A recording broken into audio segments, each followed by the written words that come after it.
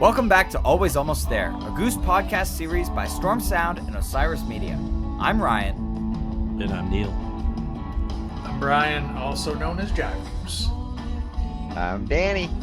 And I'm every person Kev. The five of us are back together today to recap the second half of Goose's 2023 fall tour.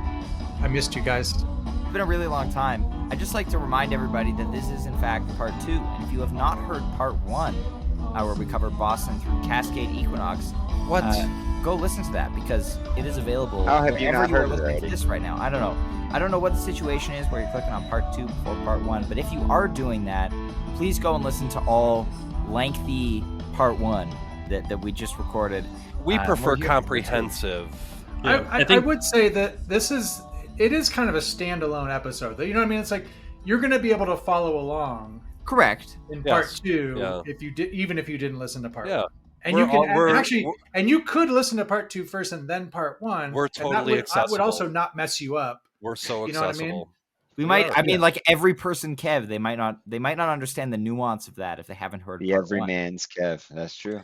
Well, I think the point is you should listen to both because there's riveting discourse. Yeah, and do it at your own pace, in your own order, in your own increments. However many parts you want it to be. Without further ado, for us it's part 2, and D is going to lead us off here as we head into the California leg of tour.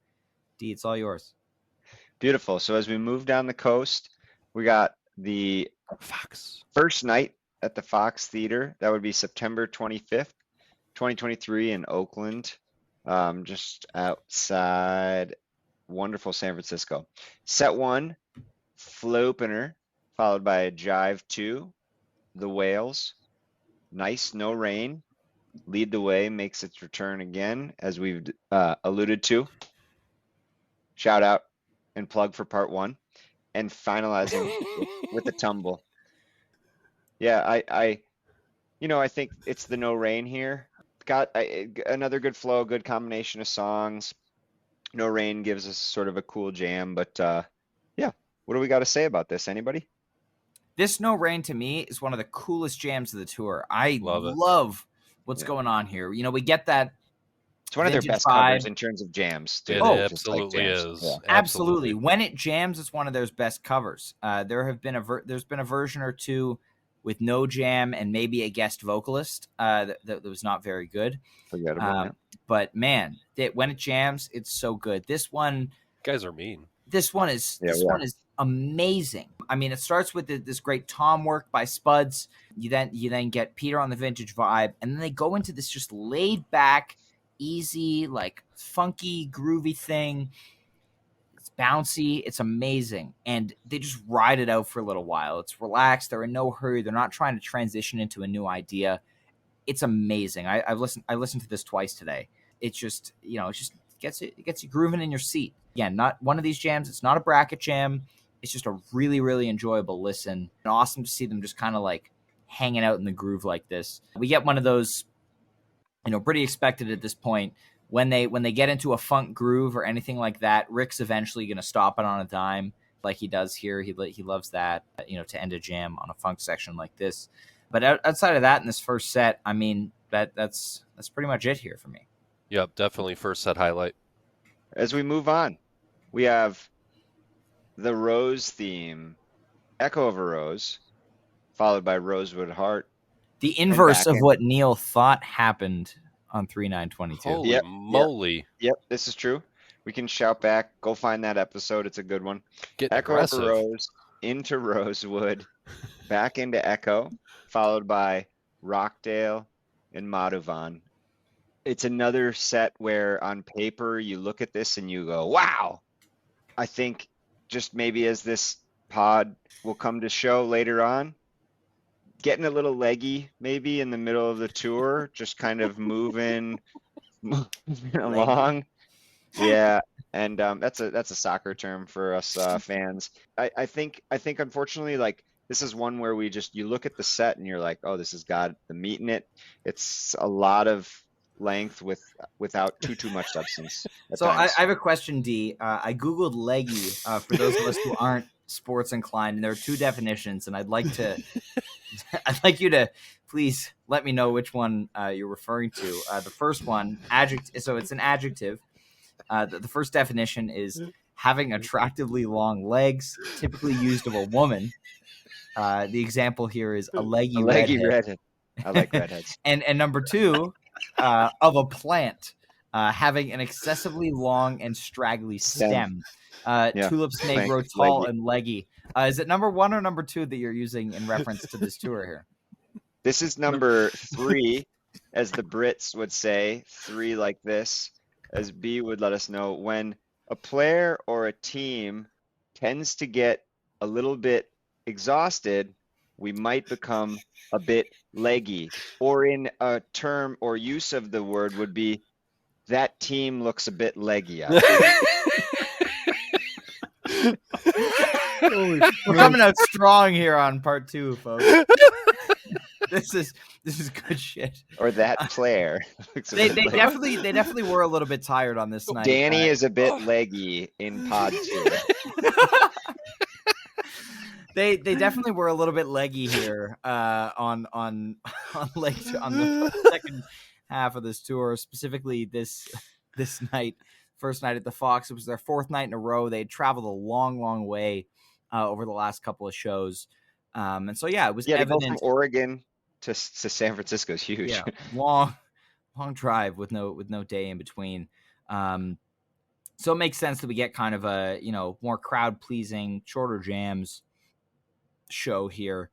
But yeah, not a ton to say here. Echo over Rosewood Heart's always cool.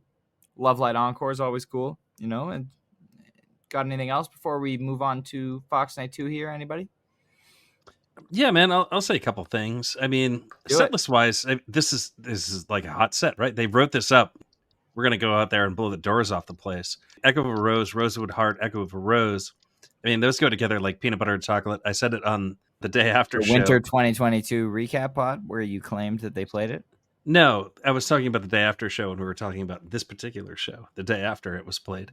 But not bad. I mean, it's pretty good. I think there's like not much to write home about, but excellent sandwich of songs there. And then the Madhavan that they played after this is actually pretty decent. Go check out this Madhavan. There's a handful of Madhavans played on this tour. This one is pretty good and worth checking out. For a while, like when I was constructing my playlist, I went back to this Madhavan. I was like, does it belong on the playlist? Does it not? I mean, I wasn't really sure. I think in the end I landed that it doesn't get on the playlist, but it's still pretty cool. These 2 Fox shows are actually pretty awesome. I do enjoy this Madhavan. So is this like the better of the 2 shows? No, it's not, obviously. This is worth checking out.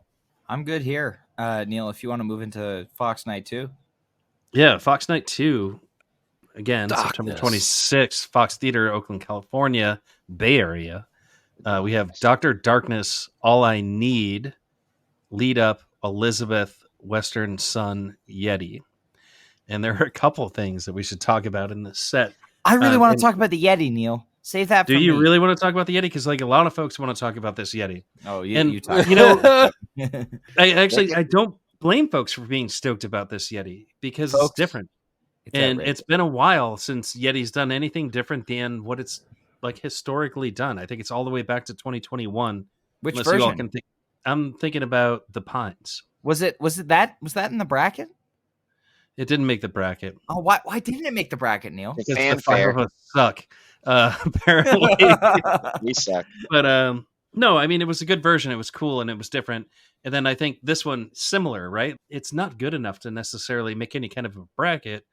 But if you're thinking about songs that you want to hear that sound different, go check out this Yeti. It's awesome. It has a really, really cool jam to it. It doesn't have to be a jam of the year. I mean, like we circle back to this point all the time, and it's completely unnecessary. Yeah. Sometimes the music can be good. Yeah, there are a lot of people that are criticizing me for not having this on my Jam of the Year playlist. I've listened to this Yeti a very good number of times. Not having it on my playlist doesn't mean that I don't think it's a good jam. This is not a bracket jam. This is, I'm going to throw this on, I'm going to dance, and I'm going to have a great time for 13, 14, whatever, how many minutes it is. And it's amazing that Yeti, the last 2 versions of Yeti they've played have been in this kind of jam. It's just, I mean, it's awesome. I love this. There's some clav in there. Like, Yeah. man. I think maybe what those people are trying to say is that your bracket is bullshit in general. Sounds like But, you're I saying mean, that, which is normal. Great flow. Great Yeah. flow of set. Dr. Darkness, we talked about, if you're gonna do it, get a jam after, lead up, huge energy, like that's a good return. Elizabeth, expounding on the Milwaukee version, I think it takes a little longer to get to the space that we want to. Short and sweet Western Sun, good Yeti. Like I really like this set compared to And the first night. Lead Up showed up 4 times this fall, all in excellent shows. So, Nice. doing well. Yeah, and this Elizabeth is hot. Yeah. Elizabeth Bliss. Elizabeth, It's on the yep. way. It's on the road to Vegas, similar to how the Everything Must Goes we hear on this tour are building up to Red Rocks. These two Elizabeths, the Milwaukee, and now this Oakland one, they're building up to Vegas. Yeah. And they're going to come to a head in that jam, and so it's cool to see the evolution of these songs throughout the tour and as it builds. Set 2? Right.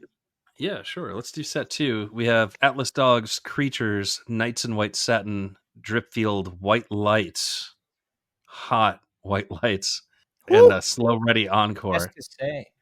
Yeah, man, holy shit, that White Lights is so cool. I love this show. What about what happens before it, Neal? You're skipping over some stuff here. I don't want you to, like White Lights is the set closer, and it's amazing in its own right, but I don't want you to skip over what happens before it. Atlas Dogs being used as a second set opener, I'm a fan of. We talked about it being standard first set fare a little bit Different earlier in the tour. space, great space. This is a new position for it. This is doing something different. And as we've seen, if you're not going to jam Atlas Dogs, you use it as a launch pad to go into the next song. And so they go without missing a beat right into Creatures here, which is great. Love to see that. Knights in White Satin making its first appearance in almost a year, 77 shows, last played 10-14-22, which is kind of crazy. Long gap for such a great cover. So happy to see that one pop back up. And this Dripfield, man, oh my God, it's building on the glory peaks of the Missoula version. I want to shout out friend of the pod, Brian Brinkman here, for his takes on these Dripfields in the fall, how for a long time, until really recently, but not SOS.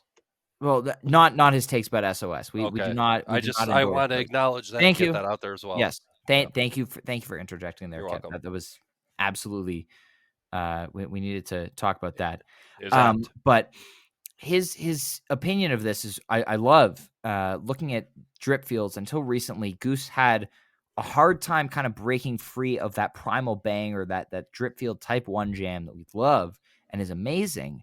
But generally, some of the bigger Dripfields would kind of have like a stop after that jam and then a rebirth into a new motif and a new something like in a new vein, if you will. This Missoula version and this Oakland version here kind of show a new version of Dripfield where they're able to break free of that primal beat of the toms, the drip drums, whatever you want to call it, and into this just glorious jam. I listened to this one earlier today again, and oh man, it's unbelievable. And I really look forward to the future of Dripfield because of these versions that were played during fall tour. And I think this is the jam of the show right here. The Elizabeth is great, the Yeti is great, but this Dripfield is spectacular, huge peak. And it's interesting to note in this one also, they come down off of the peak, and Peter's looking for that ending lick, the conclusion of Dripfield, and Rick opts to not do it. Little unfinished drip action here doesn't happen very often. But man, this drip is great. And the Psycho Killer White Lights, awesome. Looking at the set list, I would imagine if the chemistry was there were probably more than a couple babies that were made that night. Thank you, Kev. Well, yeah, I was going to work my way backward from White Lights and talk about Dripfield after, but I'm not going to do that now because Ryan said, I think, everything I was going to say about Dripfield. So, Jive, you got anything before we move on? Or babies were made, right? Yeah, I'm sure. Not in my house, but yeah. I'm I'm probably a little bit, late to the party on this, but obviously I'm a big fan of the Elizabeth one and the drip. I mean, this drip field. We kind of hinted earlier in part one. Spoiler alert if you're listening to part two first, but yeah, these last two drip fields were both, really, really good. And this is the best one. So yeah, so this drip field and the Elizabeth, two really huge highlights this show for me, and I think these two songs probably round out like my top 10 jams of the fall. So yeah, those are the two big highlights. Otherwise, yeah, loved what they did with the Yeti. We talked about this a lot on the day after show, but really really cool to see, and I'm sure you guys all talked about this as well. But really really cool to see the some new life kind of injected into Yeti.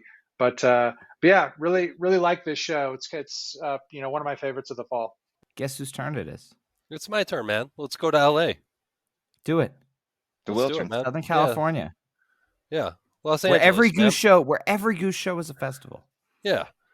Yeah. And so let's start off by there's a whole contingency of West Coast Goose fans now, which is incredibly awesome, right?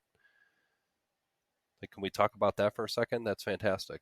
There's a bunch of people that are like, hey man, come to the West Coast, and now they're doing it on the reg. The Wiltern, Los Angeles. All right, let's go. Opening with Animal, followed up by Silver Rising, Turbulence in the Night Rays, and then the national cover, Blood Buzz, Ohio. A Never Bad Redbird, followed by Tumble. good mix. I think a good little blend. Good Redbird. This is one that highlights sort of a lot of similar Redbirds to the year. I think our boy Neal did 7 of 8 the other day, and cheers to that. A nice push of 7 of the last 8 Redbirds. Straight Burden. Thank you for Ryan's wearing a Straight Burden shirt for all those that can't see because this is an audio podcast. Yeah, but I think it's good. They're finding these blends of sets. I think as we just kept moving through the tour, their set list construction has gotten much better. I mean, there's nights we can knock it for sure, but I think overall, most nights, 3 out of 4 shows, I think are very well constructed right now, which there was a point where I think it was like a 1 out of 3, or we would sort of have these sort of great shows and then you'd get kind of a couple duds. It speaks to their song, even on nights where they're tired, even nights where, you don't get a lot of stuff throughout it. I mean, good cover, Blood Buzz. I enjoy hearing that song. I haven't saw it live. Yeah, saw it live at Red Rocks, and yeah, man, it's a cool one, I think, to pop up every once in a while. But yeah, very triumphant Redbird. I checked this one out too. Definitely has a little bit more energy compared to some of the others, and they all kind of sit around that 16 to 18 minute range. Like we said, it's doesn't need to push. But hey, maybe we'll get that 25-minute Redbird in the future. Yeah, man, there's a lot to like about this show. Individual pieces that I think are really spectacular in this one. In terms of covers, I think this has a cover we all agree, all 5 of us, that is one of Goose's best covers, which we haven't gotten to yet, which is Magic Carpet Ride. But, I mean, no, really, Blood Buzz is amazing. So when they play Blood Buzz, you know that they're actually showing up and they're trying to play an amazing show. They want to play an amazing show. Because that cover just doesn't get pulled out of the hat for any particular reason on a random night, right? They showed it when they played it last year at Red Rocks. So, I mean, there's an effort being made here to play a very good show. And I think throughout this, you're going to see that. First set jam highlight is the Redbird. Again, like you said, Daniel, it's it's in that 17, 16, 18 minute range. So it's not something that folks who are length biased are going to say is the jam of the year. But I mean, holy shit, man, this Redbird's spectacular. It has a huge I don't know, we keep using the word triumphant, and I guess that's what it is. Peak that comes in it, and it's absolutely fantastic. So, I mean, if you're going to find something to look and listen to in the set, this is the thing to go back and check out. It really is something. I mean, if we go back to our good old dictionary, we bring it back. Triumphant. Leggy? Oh. Feeling or expressing jubilation after having won a victory or mastered a difficulty.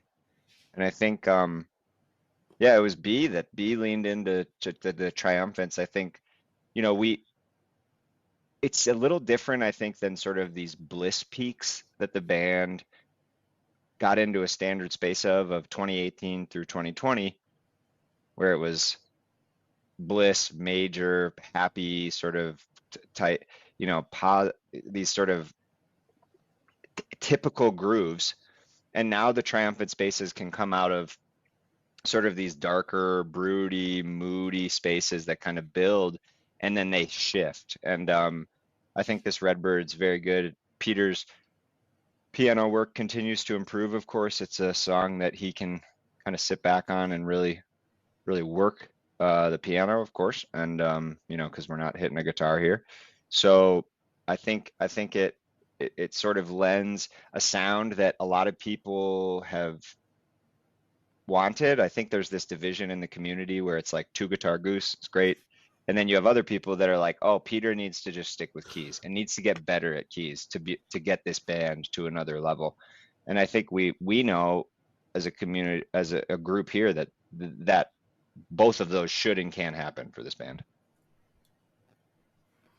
And they both actually are happening and have been happening for quite some time. And that's why I love it. Like, right, you get a division. Yeah. No, seriously. Well, I mean, you know, everybody has an opinion on everything, right? So here's some of mine. You don't have any Speaking opinions. No, this Speaking of, this is a cool set. Yeah, I agree with most of what Neal was saying here. I mean, they wrote a really good set one here. You know what I mean? So yeah, I mean, not much else to say that hasn't been said already. I also love Blood Buzz Ohio as a cover. Really strong Redbird, another really strong Redbird, and yeah, you know, just an all around, you know, really, really strong set. I think sometimes with these LA crowds, though, you know, it's like, I don't know what the vibe was like there. You got to be, you know, that maybe that's got to be part of the strategy of writing the set list too. It's like, okay, well, you know, you can't play Not Alone in LA. You know what I mean? You got to get drowned out by right chompers. This, you got to play lead up. We love you, Cam. Yeah. And I'm not saying like men or women or either one in particular, but I mean, you know what I'm saying? It's like people chomp in Southern California. Yeah. It's a chatty crowd. That's you know why. What I mean? Yep. As the old saying goes, let's look at the Dodgers, Goose man. is playing, those folks don't show up to the sixth inning. Yeah, but if Goose is playing in Southern California, you treat it as a festival set. It's an old saying. It's held true. I think this is the least festival setty Southern California show that they've played to date. It's pretty good, and I mean this set is great. I mean, I hope I didn't anger any. Well, it's got jams. I mean, like, this is Blood not Buzz a festival California, set. baby. Yeah, I mean, I don't know. I don't know if every show in California has to be festival setting. California don't remember me. Hollywood nights. Yeah. Is that a signal to go to set 2? Oh yeah, man, that's a sweet transition. Because speaking of festivals, Neal, that transition is a festival transition. We're not transitioning to set 2. We're now transitioning to set 2. We are. That was my intention. Okay, here we go. Thanks, Kev. Yeah. Crack it. So we open it up with the Empress of Organos. Wisteria Lane follows that up with Jive. Hollywood nights. And then we get into This Old Sea, and we close the set out with Thatch. Shout out to our very good friend Haps in California for picking Hollywood Nights for 8 points. 8 points, yeah. 8 pointer, man. Bold Balls move. of steel. Like, I mean, did you just call him Haps in California? Yeah, I did that on purpose. Well, he made the call in California. Well, he made the call in California. I know that he lives in Colorado. Was he in California for the show? He was not. No. But he was in Brazil. He made the call for the show in California while he was in Brazil. Yeah. Gotcha. Sorry. God. Okay. I do remember his trip to Brazil. International man of I saw, mystery. I saw some pics. Yeah, it was brief. It was brief. It was a beautiful trip. But Shout out this set is good. Asia, Shout out South Fat America. House. This set is good. I think it's a lot better on paper than it is in real life. I think the Wisteria Hollywood Nights is an awesome thing to do. I think my main issue with it is that Spuds kind of goes into Hollywood Nights very early on in the Wisteria Jam, and starts playing the Hollywood Nights beat. You can see that the segue is coming, but also, the band wasn't ready for it yet, so they're kind of sitting in this transitional space for 4 or 5 minutes. That could have been other jamming. Otherwise, this Thatch is amazing, and we talked about. Or we've talked about in the chat at least how this Thatch kind of sees a turning point, where they kind of looked at the Missoula Thatch and they were like, we've kind of perfected this dark Thatch here. We've reached a peak here. There's no reason to continue to try to expand on that for now, at least. So let's go in a different direction with Thatch. And so they kind of bring it down, take it into more of a major key direction. We get that rain piano, that marimba effect from Peter in this Thatch, and it goes in a more major key direction. And I really, really love what they do here. And I love that Thatch is a very multifaceted jam vehicle, as evidenced by this version. Is Thatch like the jam vehicle of the year? Like, are we ready for that conversation? It might be. Yes, it absolutely is. All right. Jive Goose's hasty ranking. Indisputably, I guess it's not that hasty. He's ranking. Yeah, I mean, there's some Jive Goose hasty ranking that we'll talk about a little bit later. Not hasty or It's controversial. I don't think it's hasty. This isn't hasty. I was confusing it with some other hasty ranking that he did. It definitely has the highest Jive Goose jam batting quotient. TM value. No, hey, so Ryan, just real quick, your comments on Thatch. So, I don't know that they feel that they've perfected, necessarily anything, but I do appreciate your point about, like, a willingness or a desire to take it in different directions, from play to play, and we see that with other jams as well. But I guess the thing I always think about that, though, is like, how much of that is premeditated versus how much of that is, band members individually, just choosing to maybe just take it somewhere different tonight. Because I think a lot of times there's an easy way for them to slide into, certain styles that they're accustomed to within certain songs. So I'm curious to hear everybody's thoughts about that. I wonder if there is. I kind of don't think there is, but I wonder if it's a case of, like, during set break backstage, they're we talking about like, this. hey, what? Hey, how about the Thatch? Let's go major key tonight, or hey, how about, maybe at set break, Missoula, they're like, hey, let's take that a little bit dark tonight. You know what I mean? Let's do, something minor key or something, this or that, So, I don't know. What do you guys think? Is there a lot of conversation that sets that up, or surely it's both? Sometimes it might be, and sometimes it's spur of the moment. But curious to hear what you think. Oh man, I've got lots of opinions on this. I think they find jams and then they try to insert them into other songs. So a good example of this, theme you're saying, Neal? Yeah. So, like, great example of this actually is if you go way back and you listen to Terminal 5 and you listen to It Burns Within, there's an absolutely gorgeous jam in that song. Great song. And a lot of people don't know what I'm talking about yet, but they will in about 3 seconds. That jam shows up again. That's the GOAT IBW. Neal, it's been 3 seconds. I don't know what you're talking about.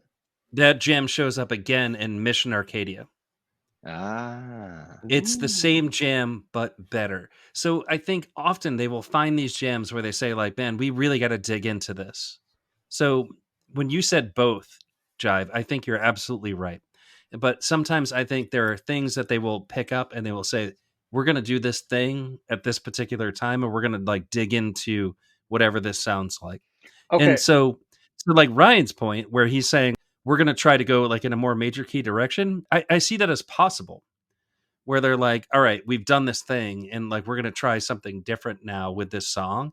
And especially with something like Thatch, that this is the big jam vehicle. You said it yourself. I think we all agree that they've gone into it this year. I've said it before. Like, I mean, I use the tweezer word describing it because that is what it's become, right? So it's got and how quickly.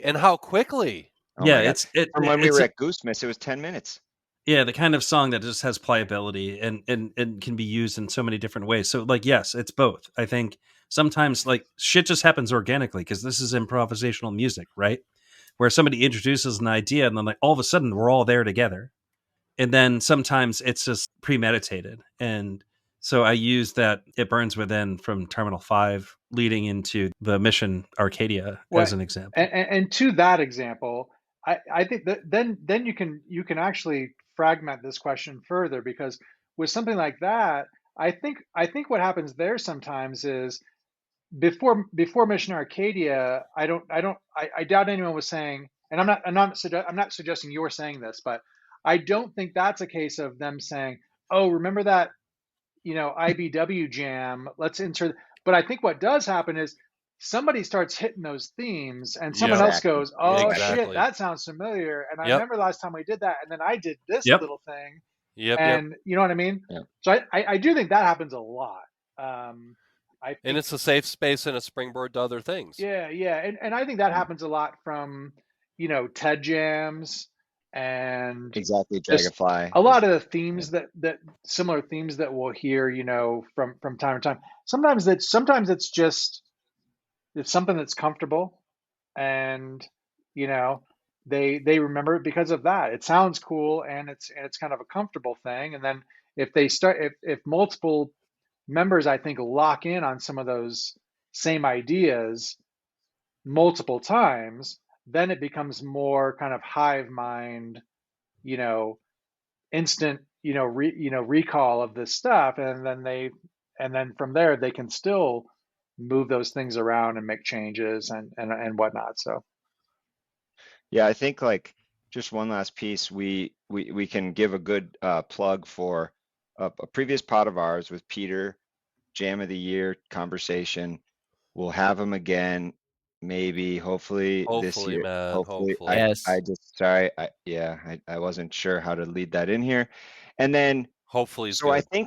I think the best part that you guys are talking about, Brian, it's true. It's like we have somebody in this band, and if you look back at our conversation with Peter earlier this year, I mean, this guy is sitting there geeking out with us, pulling sections. We're hitting on themes. Like I think when you have somebody in the band like Rick and Peter, and then both of them, and they have that, like you said, recall and that space to just be like, oh, there's this theme, or hey, we've evolved this theme throughout the year, or hey, this Wisteria jam from San Francisco has really like catapulted, we said, right, All I Need, and then like these sounds and these sort of commonalities that we're seeing throughout the progression of their styles, and it's something that it's like it's just a hit. And I think Dragonfly is your best example, right? They're able to thread this song throughout it, and it's kind of just like, and it just D-Fly vibes throughout. Yes, very well put, Kev. Very well. Just as a transition, we have This Old Sea. And just a fefew shows ago, we talked about Born getting this like sort of abbreviated like studio treatment. How do y'all feel about This Old Sea only getting a very brief? Fine. I feel great about it, actually. Yeah. Like, I mean, it's one of those songs where like, especially with what came after, right? Yeah. Yeah. Well, I mean, you get like a much bigger version later. It's an amazing song, and they should just play it more often. So anyway, when they play it, I'm happy. Good point. Yeah, I mean, well put. Yeah, obviously happy to hear it, but I do think that there's a happier medium between do we jam it out tonight or do we not?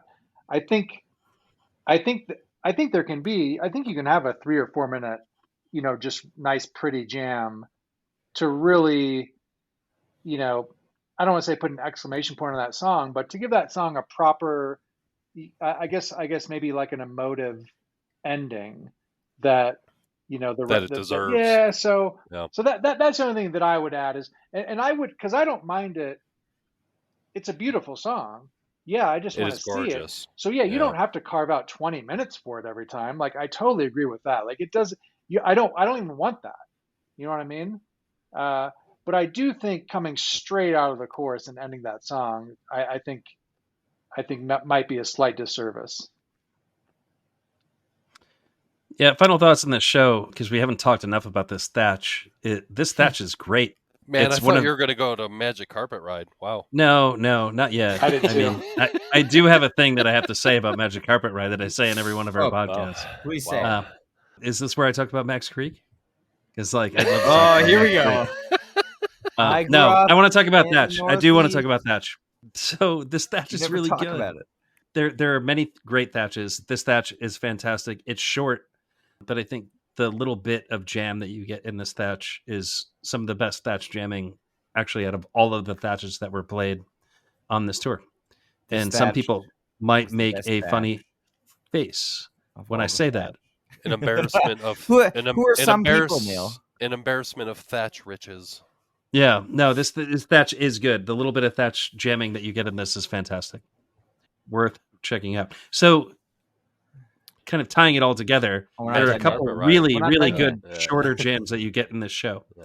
So like if we want to call what they play in LA like festy sets, fine if this is what they're doing, because the Redbird they play in the show and the Thatch they play in the show are fantastic examples of jamming. I'm okay with this. I'm 100% okay with the way they played this show. Thank you, Neal. I believe it's time for September 29th. No Magic Carpet Ride comment. All right. Magic Carpet Ride. It was an encore. No, we're not doing encore it. Encore that shit. Speaking of encore that shit, B, why don't you tell us what went down in Santa Barbara at the bowl on September 29th? The bowl. Pack the bowl. They did pack the bowl. The other bowl. Santa Barbara. Babs. All right. Set 1, Earthling or Alien opener. Mr. Action, Time to Flee, The Way It Is, Seekers on the Ridge Part 1, Seekers on the Ridge Part 2, and So Ready. Again. Seekers on the Ridge, So Ready. Seekers Ready. I feel like we've seen that. Show before. Second time. And we did part 1 a few days ago. I remember talking about I thought it was last week. Was it a week ago? How long has it been? Who knows? Jeez. We may never know. So, ready? Cool venue, by the way. Had a good buddy, Diesel Johnny, in the house. Was sending me some pics and giving me some vibe reports. Too bad we didn't get that. It's just for you. Yeah. Beer. I miss Diesel Johnny. He left Twitter, huh? Some beer deals or something were going down. I don't know. I can't remember all the details now, but really cool looking venue. And so yeah, Earthling or Alien opener. This one was a little bit forgettable for me. But Mr. Action, perfect. Love it. Not forgettable. Love it. Always good. Let's go. Time to Flee. Now this is where we kind of get the party started. This is a really, really good. I mean, this is the best Time to Flee of the year, and that's not even a controversial statement. Yep, I agree. It's not even close. And in fact, I have this Time to Flee is a highly ranked jam of mine with respect to the other fall tour jams. So how many times has Flea been played? Like 3 times? Boston? Missoula? He said year. This year? Oh, I thought you meant so far. This year, yeah. No, just this year. 8 times. Well, if I may... It is less than usual. If I may... Well, for sure. I thought it was way less than that, so that's a surprise to me as well. Yeah. I think now is a good opportunity to read this Flea's Jam Chart entry, courtesy of our good friend Jeff Oh, nice. Captain Incredible, who has love that fucking plug. He has a way with words. This Wordsmith. fluid and vibrant flea is at its best during the masterful, emotive solo Rick guides the first half of the jam with. Peter dancing along with every note in some of his very finest piano accompaniment. B, as somebody who has this ranked highly, what do you say to this jam track entry? So it's very well written stuff. He does a great job with that stuff. So yeah, big shout out to Jeff on that. I think what stood out to me is that this so Time to Flee, generally you're kind of getting a fairly similar first jam before, and usually that'll take you maybe 10 to 12 minute range, and then there's a notable shift in direction, and that's where they kind of start to feel out where they want to go. I feel like this Flea actually does that a lot earlier. This does not have as much of a typical first jam or beginning jam, if you want to say that. I think right away, maybe 6 or 7 minutes in only, it starts to kind of have a life of its own. So and then yeah, it's a healthy version time lengthwise, and they take it to a few different places. Nice peak as usual, but yeah, this is a really, really good jam. I mean, this is easily the highlight of the show for me, let alone the set. And yeah, like I said, I mean, I'd have to check my fall tour jam rankings here. I think I have this Flea in the spreadsheets. How many? Number 6 jam of the fall. So, can we ask? Yeah, that's a great question. What? How many Goose related spreadsheet tabs do you have? Well, I mean, we have different sheets.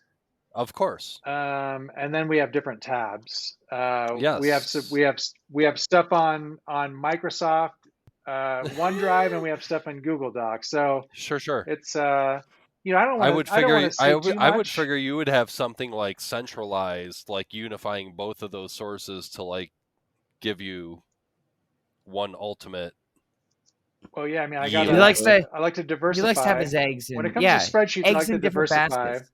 Yeah. Sure. Yeah. Okay. So can I bring up? Yeah. Like, can we talk about the Flea actually instead of spreadsheets? I've been talking about. The Flea. He just got done. Talking a lot about it. Because holy shit, am I the first one to bring up the fact that this has like a gigantic honeybee jam in it? Yes, you are. Yes. Holy shit! I mean, like, there's a huge section of this that is just honeybee, which is amazing. And it's what's amazing about that, Neal? That The Jive Goose has it ranked so highly, despite there being a gigantic honeybee jam in it. If you want to hit a honeybee, fine. Like I understand that it will get put in the sets where like the song itself doesn't work, but the music of that song is fantastic. It's a really good song. Yeah, I need someone to just. I need to hire somebody to just dispute all of these claims, all these false claims about, and then people hear that, and not everybody knows that, he might just be fucking with you. You know what I mean? Are there any jam? And then they think, oh man, dispute that. Oh man, like, oh man, I listened to this podcast for the first time, and man, Jive Goose doesn't even like half the songs. You know what I mean? And, hey, whoa! We all know this more than half. And I was gonna say it's only like there's only about 27 songs that I really don't like. No, but like joking aside, the honeybee segment of the jam in this Time to Flee is wonderful. And so I agree with you, Jive. I think this is my favorite Time to Flee. Ryan and I were talking about this. We were talking about like picking where to put jams in the particular, the year. And I was like, if you like the Bonner or Missoula, depending on who you ask, Boner. Time to Flee. It's Boner? Yeah, or some people might say Boner. But if you like that, you should listen to this, because this is great. This is a great Time to Flee. And it's more than just like a honeybee jam. Like I want to be very clear about that. So when I say there's a honeybee jam in it, there's much more depth to this jam.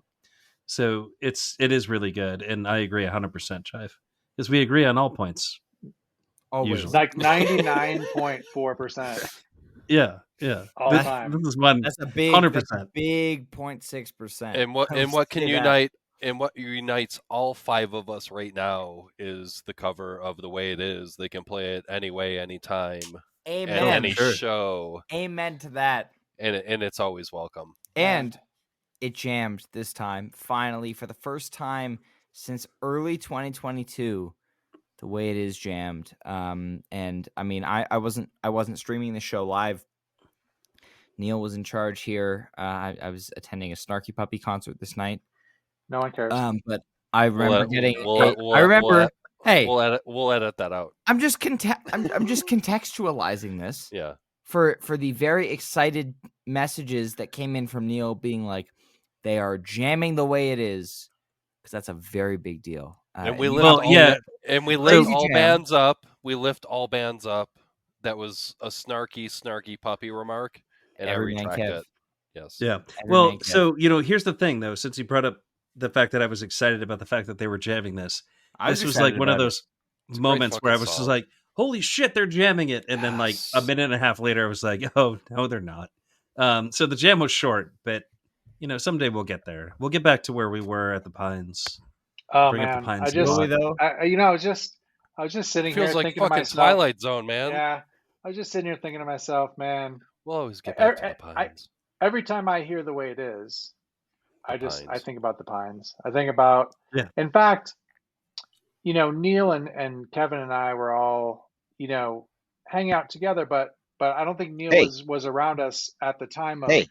And excuse you. It was everybody but me. And D. Yeah, D was there. Yeah. I missed out. The Charleston was there too. But I specifically remember Kevin and I, just kind of looking at each other at multiple times during that The Way It Is, just thinking like. Did you lock eyes? We locked eyes multiple times. You're just recognizing in the moment how incredible that jam was. That's all I'm saying. And so just really fond memories of almost all 5 of us. We were almost all there. Almost all of us were there. Some of us were stuck on on the other side of a closed You were like still border. in high school. Yes. I think. The border was closed. Okay. No, it wasn't. It actually wasn't. Well, one side. Yeah. No. The border was open with the caveat of locking myself inside of a house for 2 weeks. At the time of those, I would have done it for the Pines. In hindsight, it would have been worth it. Yeah. Okay. If you want it, you want it. So going back, I think the last time this was jammed was, what was it? New Orleans, 2021, 2022. 1/28/22 in LA. That was jammed. Really? Okay. Yep. I don't remember that one, but I do remember the time we were really excited about it when they jammed it in New Orleans. And then it didn't really go anywhere. This one did like something similar. And we just spent a ton of time talking about a song that didn't really jam. But, I do love the song. And like, I'm waiting for the day that they do it again. So, I mean, to be fair to The Way It Is, we also spent a lot of time talking about a song that we already talked about. So, yeah. B, would you like to talk to us about the second set here? Set 2. Killing Moon. Again. Wow. Yeah. Arrow. SOS. Again. Everything Must Go. And then encore that shit, T. Encore that T. shit, baby. Yeah. Encore that T. I'm so glad that took off. I'm so glad that took off. You know what I mean? I am You too. have these shows. So- B. Let it be Encore known that that Jive Goose started that. If you were saying encore that shit, that was Jive Goose. Or if you just appreciate hot tea in that encore spot. Yeah. Because it's fucking great encore. Can we be clear about that? Like, I mean, it is a great encore. It's a good one. It is. It fucking is. It's way better in the encore than it is in mid-second set. Let's lift up all songs and song placements. Yeah. So short set. I can't remember if there was bad weather at this one or what, but pretty short set too. But yeah, so the only thing I really want to talk about is Killing Moon, and 2 quick plays for this song. I'm going to talk about it again, but they kill it. That's all I'll say right now. Killing Moon. two quick plays for this song that hadn't been played since the only time it was played when it was debuted. So that really struck me, but it also made me happy because I think after they had busted it back out, I think we were all kind of like, well, yeah, why did it take you so long? This is a great fucking song. It is. So then, still was kind of surprised to hear it again, but it was a pleasant surprise. So yeah, and then we got another arrow, kind of anchoring a set, and SOS Everything Must Go. So yeah, so I mean, kind of a short set, about 60 minutes or so, and then a proper hot tea encore. So yeah, I mean, I think overall this Santa Barbara show is probably, outside of the Fleas, is another one that gets kind of just lost in the middle of the pack of this tour. But again, I'm sure everybody there had a great time. It looked like a pretty sick venue, and yeah, you got a time to flee that you're probably never going to forget. So good stuff for everybody who went. Unforgettable. Yeah, I mean, yeah, you have to do this, like, so on brand. But this arrow is fucking hot. I mean, there he is. It is. It's really good. Arrow horror. This is like my thing now, which, like, I don't want it to be my thing, but everybody hates Arrow, and like, I just can't let it stand. Nobody hates Arrow. What are you talking about? I can't let it stand. This Arrow is fucking hot. It rocks. A lot more of it than you're used to with an Arrow. Arrow got stale for a minute. Arrow's good again. Yeah, no, this. I mean, this one's got. Are you paid by Arrow? Like, no, are you paid by Big Arrow? Neal? Big Arrow is paying Neal off. Yeah, but no, really, seriously. Like, so last Arrow we talked about where everybody shit on it. Like, I thought it was like a really good dark Arrow. Ryan agreed with me. I think Jive, you agreed with me. Like the last 4 minutes of it. No, the last Arrow we talked about. Oh yeah, Cascade. Yeah. Yeah. The last 4 minutes of that Arrow could be near the top of the bracket if it didn't have the other 16 minutes. So this one is different, and that's a last year Arrow. Yeah. So this one is different. I think it's got a longer section that isn't nearly as good as the last 4 minutes of that. But I think it absolutely rocks. I mean, it fits in the set so well. I don't understand how you could feel that this Arrow was kind of like a waste of space or anything like that. Well, I don't think just because somebody doesn't like fluff the shit out of it doesn't mean that they hated it either. You know what I mean? Yeah. I'm just absolutely. I'm not going to talk about this SOS either. It doesn't mean it was bad.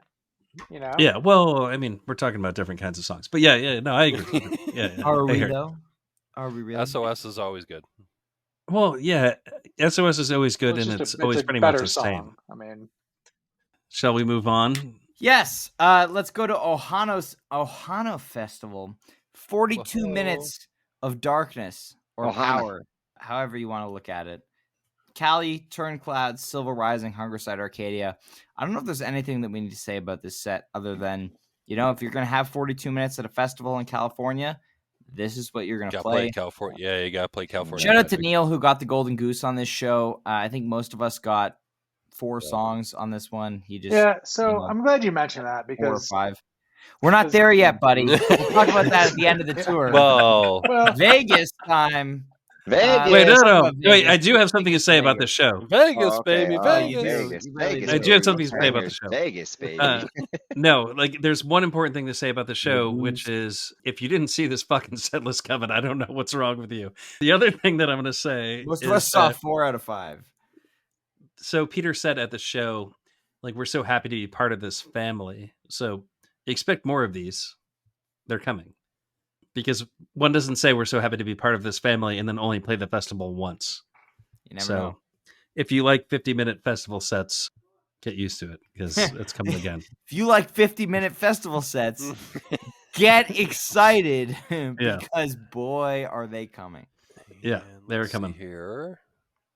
Hey D, what happened in Vegas? Vegas days after this? Vegas, baby. Vegas. Well, this is a gambling set, as our man Madison Ivan likes to say. So, college heading down to the Brooklyn Roll Down Bowl. Bones. Yep, craps. On October 1st, bring on the new month. So, October 1st, 23, we got a set one of opening Lead Up, Drive into Dr. Darkness, followed by the debut of a Jeb special, The Shape I'm In, Rockdale, Lead the Way, and then a nice little tasty Engborg bust out for, bust out might be the wrong word, but it's just such a sparingly used song now. It is kind of one. So yeah, fun set. I think like the Drive had a little bit to it. Here's our spot with Lead Up in the opening slot that we talked about. So it fits. I thought the Rockdale, I really liked the Lead the Way too. I think it was sort of a short, punchy, really efficient jam. I thought the Rockdale Lead the Way Engborg was just a great little flow. Really fun set to listen to. I think like maybe not once again super memorable, but just great handoff there. Super fun set. Just kind of top to bottom. Good song selection. Good jamming and like energy, and it just kept it going. Absolutely. I mean, listen, if you're gonna play a song in Las Vegas, you got to play the one that has that gambling related music video attached to it. And I think Lead Up was the perfect opener. And if people don't know what I'm talking about, go to Madison Huvan on Twitter and look at their pinned tweet, because it's really a sight to behold. It's something spectacular. I think all five of us can agree that is really an all-timer in terms of internet content about Goose, videos about Goose. It's just beautiful. And I think I'd love to see. He should have his shit. He should have his shit copyrighted. And he should. Yes. Before MTV gets a hold of it. Before anybody gets a hold of it. But I think Lead Up should be used as an opener more often. I really love it in this slot. Great fucking Great song. way to get the show going. Shape I'm In, man. You know, shout out to friend of the pod, Connor, the niche man himself, who called this like a year and a half ago. And by called it, I mean was like, Jeff should sing The Shape I'm In with Goose. This happened. He had multiple tweets about it in 2022. So shout out to Connor. Like that's impressive as fuck. That he was able to nail that. You know, Engborg always cool, especially right here. Them playing Engborg, you know, putting the nail in the coffin for Neal. There's no chance he's seeing it Red Rocks after they play it here. He's never getting that Engborg, man. Ouch. You know, it's not going to happen at Goosemas. There's no way. But man, quick question for He should come to Europe because it'll probably be there once. Listen, Europe, Engborg in Brussels on my birthday. The Clav song, it's got to happen. What was the last time played for Engborg? Boise, 41 shows. Yeah, okay. Wow. Good stuff. Fast. So tied. Yeah. Tied I for fucking love that. the longest Yeah, I fucking love Engborg that. gap. Yeah, still only played what, 7 times? 8? 6? About that. Something like Fucking that. love 7 you guys. times. Neal, 7. 7 Yeah, okay, times. 7. Is that 7. right? You I think absolutely 8. are you thought talking it about was this 7 or year or overall? No, fucking total. nerds. Ever. Overall. Love you guys. Hold on a second. Love you too. 4 times last year, 3 times this year. Yeah. 7. So 7, There you go. yeah. Well, you know, so this is the beginning of Fun them fact. lining up. Hey, Neal, do you know how many times I've seen Engborg?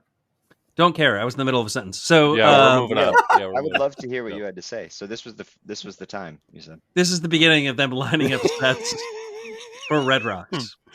This show. And the really cool thing about this show is that they're actually lining up really good songs. I mean, it could have been they played like a bunch of songs that like nobody cared about, but you're getting some really cool stuff in the set. And I think you see in the second set in this show really like how cool that can be. But this Engborg is an example of them saying like, all right, we're going to empty the tank a little bit so we have the songs that we really want to play at Red Rocks available to us. And nobody cares how many Engborgs Ryan's seen. That's the other thing I was going to say. But you do. Well, Neal. so this is Yeah, we had already moved on, man. Why'd you circle back? So there's 2 sides of that, like of the emptying the tank process and the type of show that can result in, right? Right. So Exactly. I think your point here is that sometimes it can be good. Yes, and like this is an Sometimes it amazing can be example flag of that. stuff. This wasn't Sometimes could be the Charleston Night show 3. right after this. Yeah, exactly what I was getting at. So Exactly what I was getting at. just wanted to add one. He's right. One point. So Ryan said, about lead up. Yeah, I totally agree. It can be played anywhere. I think honestly, like if you think about that, maybe set 2 opener might be the only spot that maybe it wouldn't work. Everywhere else, it's like, yeah, lead up can go just about anywhere, and it is such a rocker, and I don't think, I don't know. I've always really liked the song, but I think until I saw it live, maybe it hadn't really even occurred to me as far as like how much of a big rock song it is, and like how pumped people get. And somebody said something about like the sing along aspect to it earlier, and maybe I interpreted that as like surprised that some people are singing because it's like a new song and this or that. But it is one of those songs where it's like you can kind of hear it for the first time, and by the second time the chorus runs through, it just Catchy as it's fuck. catchy as fuck. That's right. And I mean, and yeah, it's just amazing in that way, right? So yeah, just made me think about that even more when you said that, because it truly can be played anywhere. So yeah, so good stuff. The shape I'm in. So the debut of this cover, I don't know, like, is there too much band like influenced songs in the cat? Like, I don't know, like, is there a threshold where maybe it's like, okay, well, that's a lot of band songs, you know what I mean? And then you roll right into the Rockdale, which is like your song that you wrote as if you were writing a band song, the band song. So, not trying to be like critical of it, but it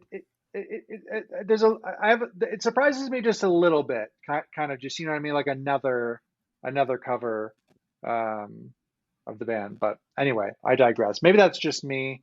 Let Jeb sing. I don't disagree with that. You know what I mean? Like find the spot for that. Find the right songs, and maybe find some original songs and get Jeb more involved there. But yeah, and I look, I love the band. I love all these songs, and I love Rockdale. I'd hate to see them overdo it. You know what I mean? To where then it becomes with the band covers. Yeah. Like Or 2 of just them back to sound and back in this style. set. That's a lot. Yeah. Yeah. In B that night, you were like, "Here's the band," and then I remember you going, "Here's our." Here's You the know, band. Yeah. Here's the band. It's the Here's our response. band But song. yeah, but I agree. If you're gonna get into a catalog now, we have 3, so it's this is their most, but it's maybe a sound that they like. So it is a sound that they like, clearly. Hey, you want to talk about the second set? Because it's fucking hot as shit. Yeah, I love it. I I wasn't would trying to love bring to. everybody down. Do it, baby. Yeah. There's the Hey, B special. let's They bring it finished back up. this. Set 2. That's what B wants to talk about. That's it. Set We got 2. Elizabeth. Well, if anything can bring it back up. Elizabeth. It's a finished miss. Sorry, I thought I was reading this. Read it, baby. Read it. Yeah, read it. So set 2, we got a great Elizabeth opener, and then Indian River. And was this the 80s old version? No. This was the minor key version, or the synth auto-tune version. Synth auto-tune. That's what I meant. Sorry, Yeah. I said the synth versus the 80s synth. Yes. Sorry, it's this. Yeah, I meant synth is in there. The auto-tune. There's Then a a whole nice- dissertation on it. It's the minor key version. Yeah, thank you. It's Minor the best key. version. It's the better version. It's the best. It's going to be is Ryan's the better master's version, thesis yes. at some point. Yeah, best version. Into the Mist. Nice All I Need. And then Madhuvan sticks to its set closing 20-minute 18, with maybe a loop, but standard. And then a good Trouble encore. Yeah, please take it away. I mean, Elizabeth, again, catapult from Milwaukee on. Indian River with its version that we like. We're seeing some variety, and yeah, Mist, All I Need, Madhuvan is just like heat. Yeah, I think if we're thinking about like big songs Yeah. here for Goose, we're thinking about Trouble. I mean, this one was a monumental version. Elvis. And nothing aside from All I Need that showed up at Red Rocks, like you said. So yeah. Yeah. No, like I think what's amazing about this set, well, you get this Elizabeth, which is I think fantastic. Indian River, you get the version that I think people are thirsting for, right? It's just great. And then you get a Fast All I Need, which again, this is them lining shit up, right? So you're playing a very different version of Indian River. You're playing a very different version of All I Need. Getting a Madavon. I mean, this set, I love everything about this set. It's very intentional. It's clear what they're trying to do, and you know, we think about All I Need. Like, is the better version the slow melodic version, as people like to call it? Yes, absolutely. But I is this loved the fast version of All I Need? Yeah. Does this make this show better? This version of All I Need? Absolutely, it I does. think in the slot. Yep. Yeah, I mean, it's fantastic that they played it. It's so great. So yeah, and then of course this Elizabeth is, I mean, this is one of the more special jams of the tour, in my opinion. So love everything about this set. The encore is forgettable, but if you didn't see this one coming in Vegas, you gotta have Elvis. Okay, yeah, you Neal? gotta have an Elvis. Yeah. But let me tell you, this Elizabeth is crazy. In the moment, listening to it, it's an exhibit in patience. We talked about the Eugene Bourne. I was talking earlier I think it was in episode 1, I was talking about just how they're focusing on patience more this tour. This jam is like crazy. You get the Chugel for a while, and then they just go into this space where Rick flips on that octave up on the whammy. Peter lays down those synth textures, and they just sit in this groove and just explore it. And that pancakes, yeah, exactly, or the Wolfman's brother, or whatever you want to call it, it's unbelievable to listen to. And it's the restraint they're showing. They don't pick up the pace. Spuds, especially. You know, we've seen it some jams this year, some Rockdales, and otherwise. You know, he'll pick up the pace. He'll hit a double time groove when they're looking for a pivot, hit a peak. He sticks with it. This jam is amazing. An exercise in patience. It's so good. And I could listen to this for a very, very long time. And I love what they do here. Minor Key Indian River coming back is an amazing surprise. I'm hopeful that this means that we're going to see a variance in the versions of Indian River. I'm pretty sure this is the longest ever before this version that we had seen one version of Indian River. You know, the 80s synth version debuted in August 2022, and we saw that consistently through September 2023. You know, the last version we saw in Salt Lake City. This is amazing to see show up. Great segue into Mist. The first finished Mist since April. Very exciting. Fast All I Need. Actually getting a jam this time. Fast Need. Getting a jam. You know, we saw it. We saw it last December at the Fox. So 2019 Fast Need. Love it. Yeah. Oh, exactly. Well, some of us were at the Fox show in 2022. This was fun. How dare you? But you know, listen, Magic School Bus tease, and the Madavon's really good, really cool couple of minutes in that jam for sure. And then, you know, there's no Elvis impersonator this year, but they played an Elvis song, First Trouble since Aspen 11/19/21. But this set is amazing. Shit, they played that at Aspen? I don't even remember that. They did play it at Aspen, Neal. Yeah. They opened the set with Seekers, and then they went into Trouble. Wow. Yeah, Oof. Ryan. Well, Brian, Kevin, and I were there. Worse when you listen to that one. Well, listen, we're all here. Anyone? Does anyone have thoughts on this second set here? Well, I mean, this is a good Elizabeth. Yeah. I don't think it's groundbreaking, but it's pleasant to listen to. A nice Wolfman's jam. Thank you. So listen, they did two things really right this set, and that is that they played the proper Indian River version, and they finished Mist. And I'm not ashamed to say that I just don't love Fast Need. I mean, I think Oh, yeah. I like it. I understand that they're gonna they want to drop it in there once in a while, but it's just not for me. And in fact, this might be this might be one of the only shows of the tour that maybe I would say is overrated by people, in my opinion. But we had nice Matavan to close, and yeah, I don't remember Trouble from Aspen either. So It happened. Yeah, it definitely Are happened. we sure? Yeah, drinks are Do you want me to go pull up the ridiculously set list? cheap at the Belly Up. That's the one thing I have to say about this conversation. I mean, I spent like $40 the whole entire night I was there. I was buying people drinks. So if I don't remember Trouble, like, I mean, that's okay. It's absolutely okay. Should we talk about Flagstaff? Why? Aren't we on to Flagstaff after this? Here's your proof, by the way. People can't see it, but I'm displaying right now the Belly Up set list and that Split they play up Trouble. Seekers. God, Oh, look yeah, at how that about little hot tea. I don't think anybody Shama dancing. doubted it. And if we're Dancing trying to place like an overarching like term on what we're experiencing right now, it's called attendance bias. But like some kind Thank of you. weird attendance bias. Well, I don't remember hearing Trouble in Aspen. I don't well, know. let's go on. Neal, we're here in Flagstaff, Arizona, not far from where I am right now. I'm in Sedona, Arizona, but Flagstaff, Oh, man, Arizona. beautiful. Here, it is beautiful. I'm Yep. Arizona, breathing it in. Oh, yeah. But Neal, Have you visited a vortex?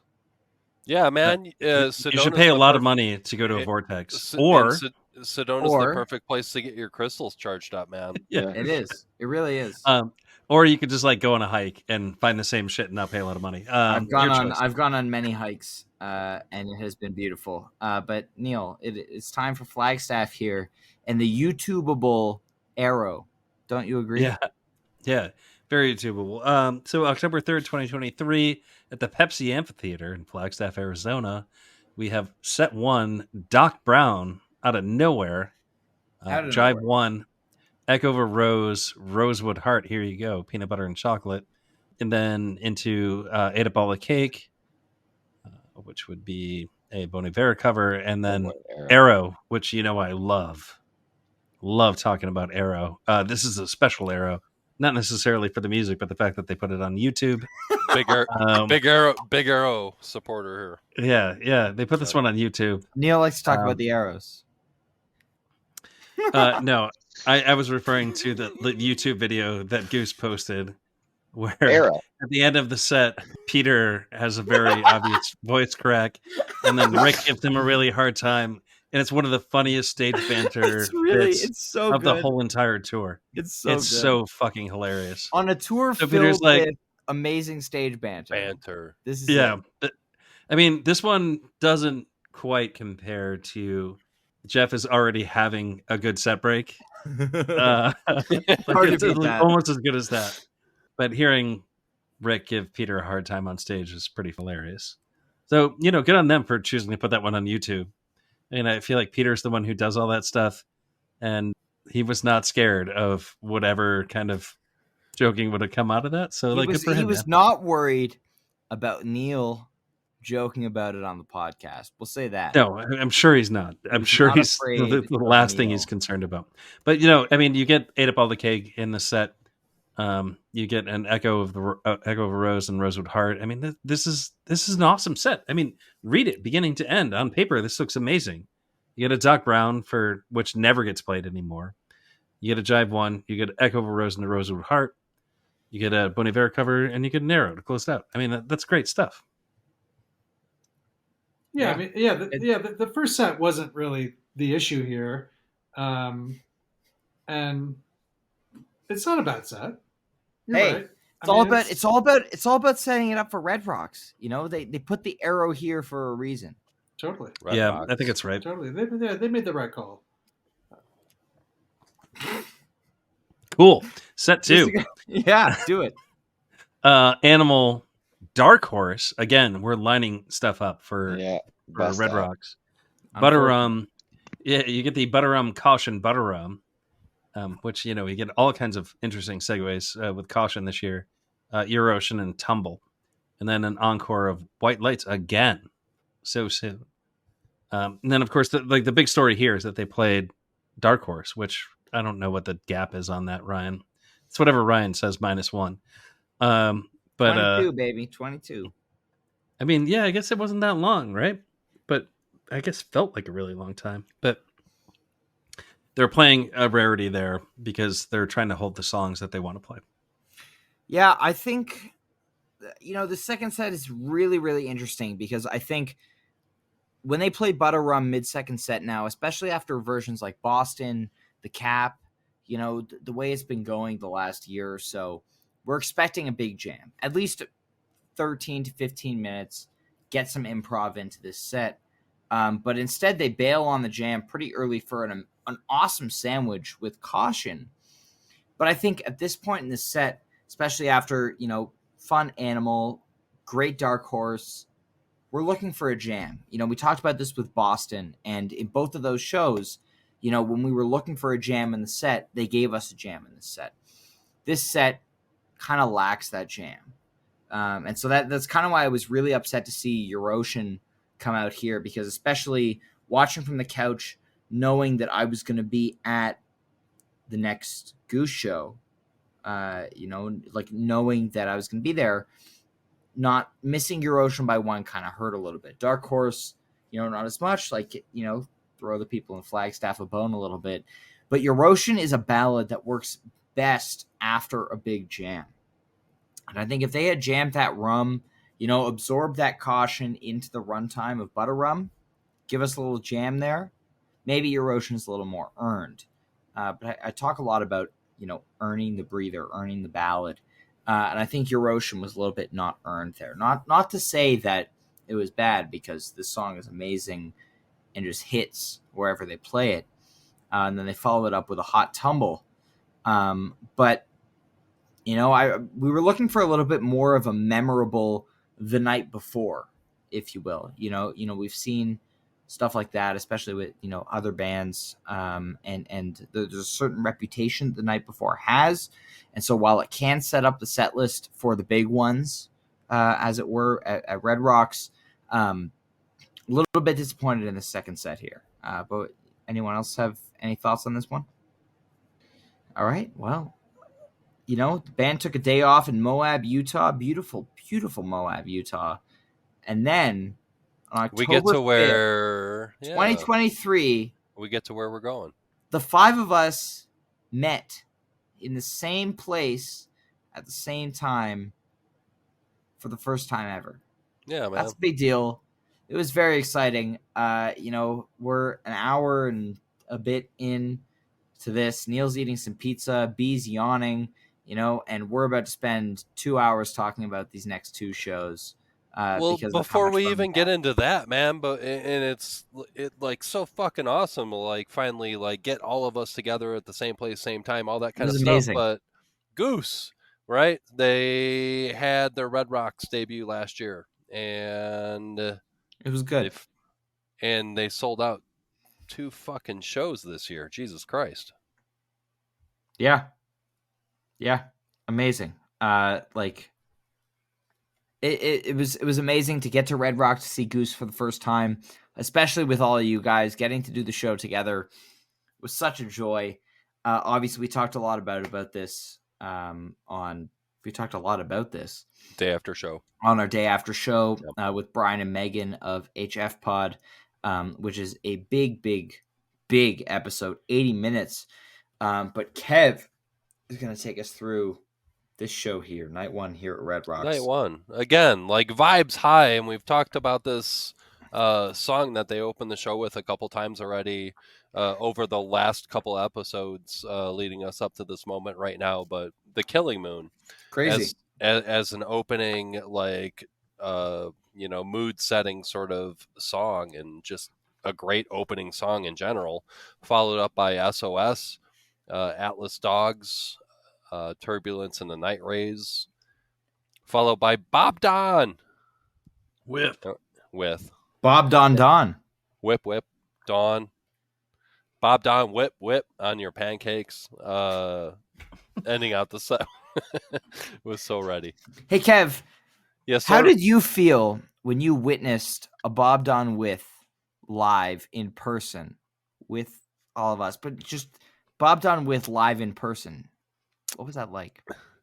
That whole both of those days, man, like indescribable in terms of like how I felt, the energizing effects of like hanging around like all of you guys that we like correspond with and vibe with over this music and talk about this music with, the people that produce art like around this stuff. And I know I'm going on a little bit of a tangent with it, but it all like goes into this like Bob Don song that like some people, you know, hey, maybe you're making this into being too much, but I fucking love the song and its vibes, and it's just it's Goose for me, man. It's Goose. It's all Goose. I love it, Kev. This was a really fun first set. You know, I love the Bob Don set list choice there. Good humor. Shout out to Josh, aka Turned Clouds, who caught on to that, I think, before anyone else did. No. Despite the fact that it was done on purpose. But yeah, this was a fun first set. You know, we shared it together. We had a great time together. Neal and Kevin and I were out of there at the beginning of the So Ready. We hung out by the trash cans. You can hear Vibes about that by the trash cans. You can hear about that all on the day after show. Yeah. But I'd like to move into the second set. If maybe a sausage was had. If anyone's good. Oh, hold on. Like let's not jump out of the first set here. All right. We got a lot of things to say. Yeah, we don't want to. We don't want to skip. He through has this. things to say.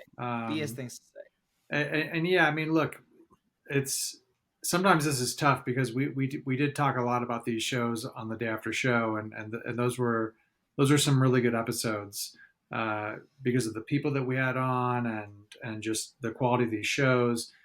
So I'm not going to repeat everything here, but I do want to hit on a couple things. So the first of which is the Killing Moon being played again, and I'm not quite sure that there's been another time when they've played the same cover 3 times in such a short span of shows. And so, you know, I thought that was super, super interesting. And, you know, there's some other cover choices kind of throughout this Red Rocks run where, you know, it's interesting to look at kind of how they approach these different covers.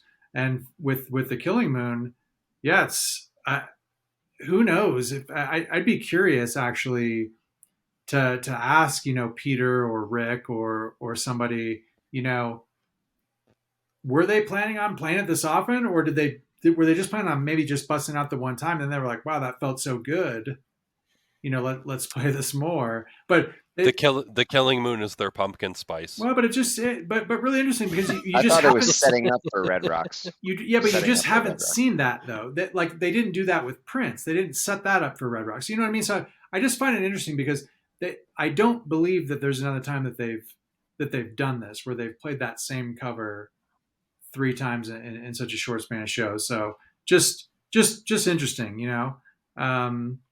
And then overall, I think the consensus, you know, at the show was that this was a really high energy first set. I think throughout, even like, you know, the Bob Don, I feel like that Bob Don was energized and a little bit more up tempo. Maybe it was down tempo. I don't remember now, but the tempo was either up or down. It wasn't. It felt up. It wasn't middle. It was a good Bob. Either way, it was ripping. I'm joking. It was an up tempo Bob Don.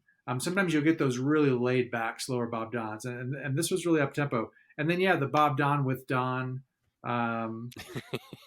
you know, good stuff. You know, fiery pancakes. So Ready with a shout out, you know, to our friend that we'll talk about when we get to night 2. And so high energy first set. Yeah, I was pretty stoked after this set 1, and I was feeling really good about you know, where things were headed at that moment at least. Yeah, I mean, not much to add here other than like I do have to talk about the vibes a little bit.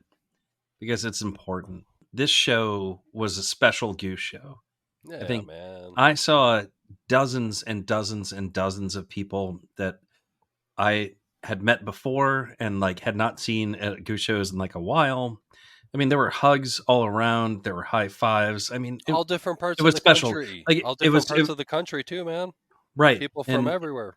this is And the other one that countries. everybody gravitated to. And like, you can't talk about this show without talking about the fact that it brought all these people into one place, right? Oh man. And it made it really, really special. And like, yes, it was special that all 5 of us were there together, which we've never done. We've all been together at shows individually here and there. Kevin, Jive, and I have seen, and Danny's seen shows way back in 2021 together.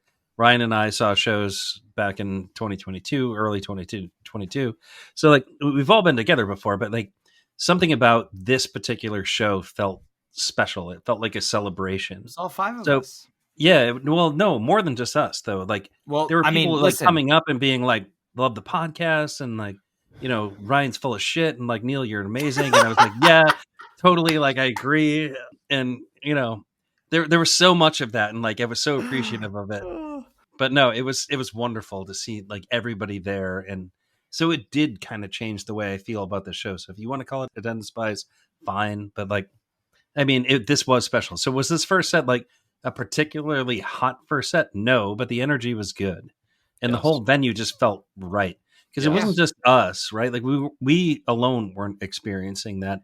Everyone No. there was experiencing that. was Family, us. man. It Yeah, felt it like was fucking us. Fucking great. family. It was us and Richard Atkind, and there's a picture to prove it. Yeah. So I would say it felt like us and 10,000 of our family members. That's what Yeah, it no, felt it like to just me. it felt wonderful. Everything about it felt great. So I just did I want I agree. wanted to make that point before we talked about set 2. Well put, Neal. Let's talk about set 2. Set 2. Creatures. Everybody's favorite cover of a cover. Shamalama Ding Dong. Feel It Now. Peter Fave. This Old Sea Getting a Little Ride. B's going to have some things to say about Labyrinth. We all do. Yeah, see, And- why's it got to be me? Why B? Why's it got to be me? Just do the old cranky one. Hey, I'm gonna. All right. Hey, No, I'm going to I'll hand go it over to first. B. I'm gonna go first. He's going I'm gonna go first, first. baby. I'm conceding my time right now to the gentleman from Salida. Just because of what I said. Just because of what I said. So here we go are ahead. again, Go ahead. ladies and gentlemen. No, listen. You're right. This is really interesting. You're right. Okay, so You're right. so just real quick. Actually, this is a pretty decent Creatures. It's got a nice jam to it, and they don't quite truncate this to go into Shama like they normally do. When you see this pairing, traditionally it's 12-minute Creatures. it's a 12 to 14 minute Creatures, and then boom, you end it, and you give it. This was a full Creatures. I mean, this and it was a good one at that. We got the Shama. Feel It Now. I had a really good sense that this was coming. I think this was the song that Peter really wanted to be able to play at Red Rocks. His kind of new star number. This Old Sea. I mean, this is the jam of the night for me, and probably for most. Was really happy to see this song, and I think, especially with all of the vibes that we're talking about. I mean, then this song just kind of feeds right into that. You know what I mean?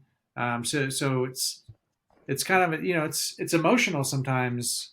Being at these shows, to what you all were saying. It's like, hey, you're with all these people that you love, and and then you get a song like this that's just such an emotional song that I love so much. You know what I mean? So. And then just a great jam off of it, and I don't want to go too much into the weeds on this, but this is a really great jam. It does some unique stuff, and it just really, I really love the idea that you've got this beautiful song, and then 10 minutes later you're just in this fire jam. So it's always really cool to see them be able to show both sides of that, within the same number. Labyrinth. Let me come back to that. Hot tea closer.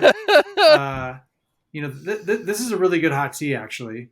I mean, I think we're loving it. I think the half hour or so between Labyrinth and hot tea, and the tea wasn't as long as Nugs will lead you to believe, as usual, but it's still close to half an hour to close out this set, right? And so obviously there's some debate there as to, what could you have done with that half hour that might have, made this more of a classic, barn burner of a show. And then the flow down encore too, you could probably add into that conversation. But encore, baby. So listen, this is again, these are good day after shows to go listen to, because there was a lot of debate about something like Labyrinth, and I mean, my take after, I heard from some friends who aren't quite as embedded in the Goose community, yes, who just absolutely loved Labyrinth. Yeah, what did they have to say? And they they said, hey, look, let's talk about the Labyrinth. You know what I mean? That was sick. And so it kind of got me thinking about some of this stuff, during this, it seemed like there was a lot of negativity and a lot of kind of Monday morning quarterbacking and second guessing of this stuff. And so I don't mind Labyrinth. So Labyrinth. Here's the thought that I ended on. It's okay to find joy in others' joy. And so that's a lesson. Did you come up with that yourself?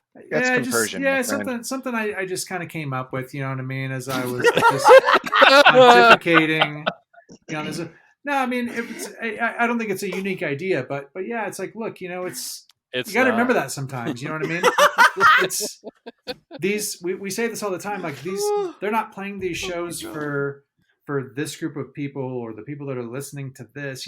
There's such a vast audience of people of different levels of interest and history with the band and all these things, right? And so look, people were loving it. You know what I mean? It's like a lot of people were loving it, and so sometimes maybe it's better to especially when you're at a show, to look around and just be like, wow, man, like.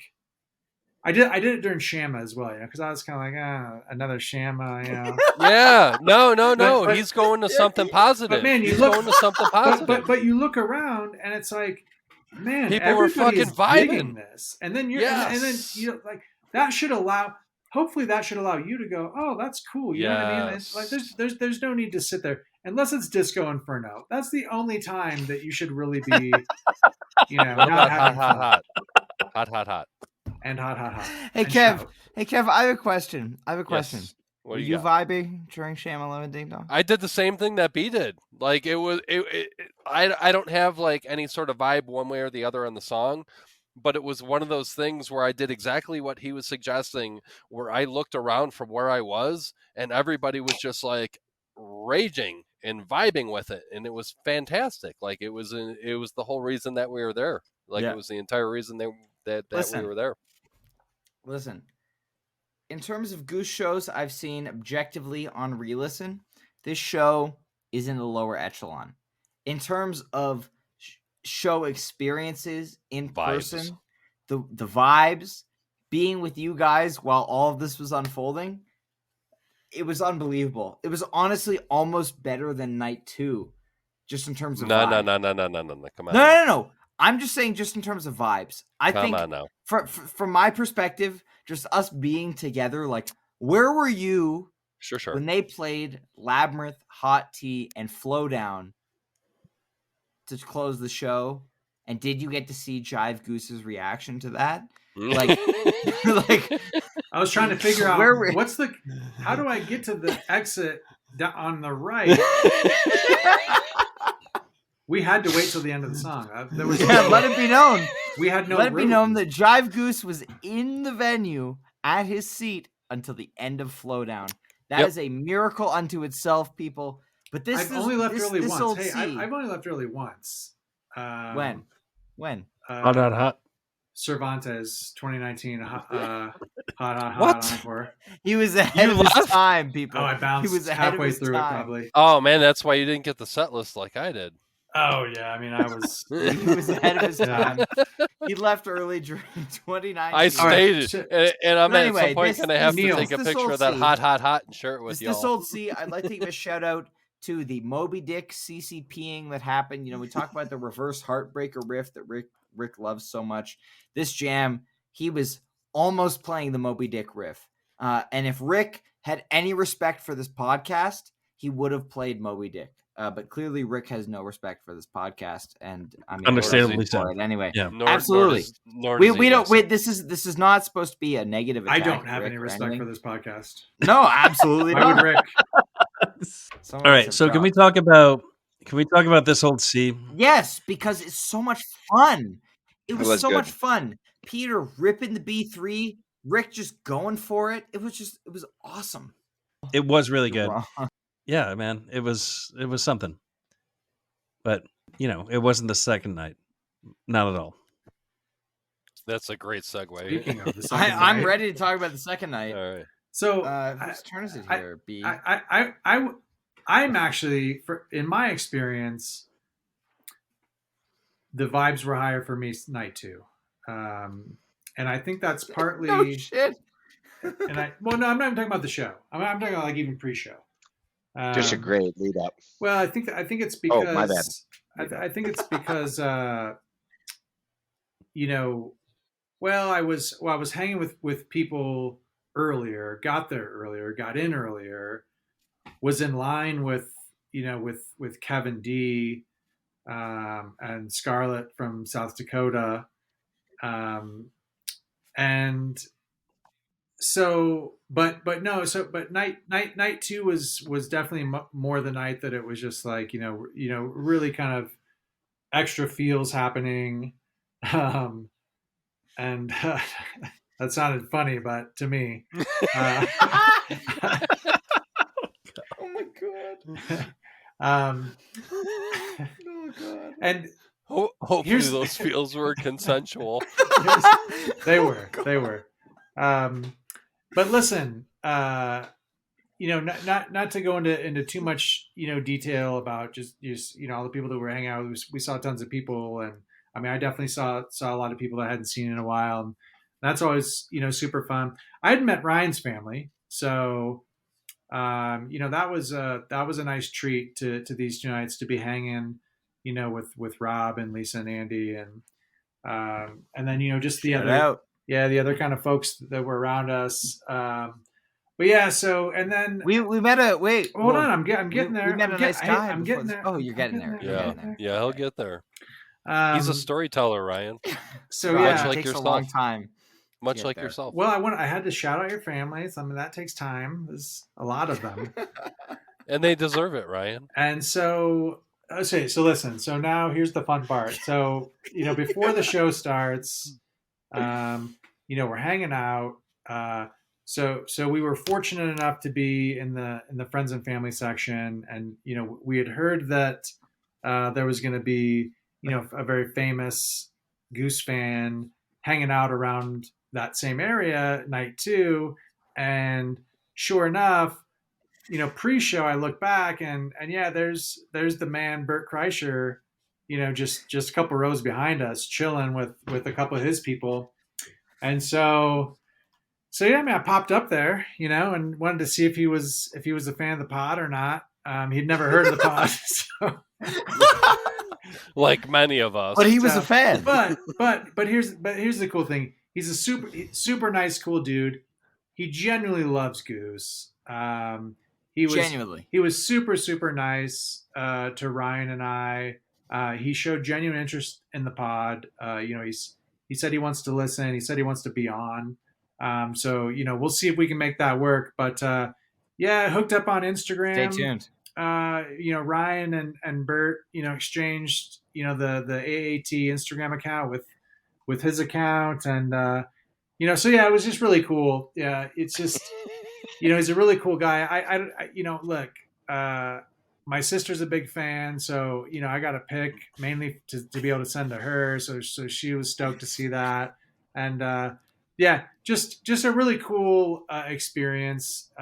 Just to kind of say hello to old Bert and kind of get some of his thoughts on being a fan. And yeah, just a super cool dude. So yeah, so hopefully, fingers crossed, we can get him on the pod, because I think he would be such an awesome person to talk to about his history of his fandom and all that kind of stuff. So anyway, and he interviewed Goose too. Goose is going to be on Bert's pod soon. And we're talking about more crossover. It was Bert Kreischer interacting with Goose.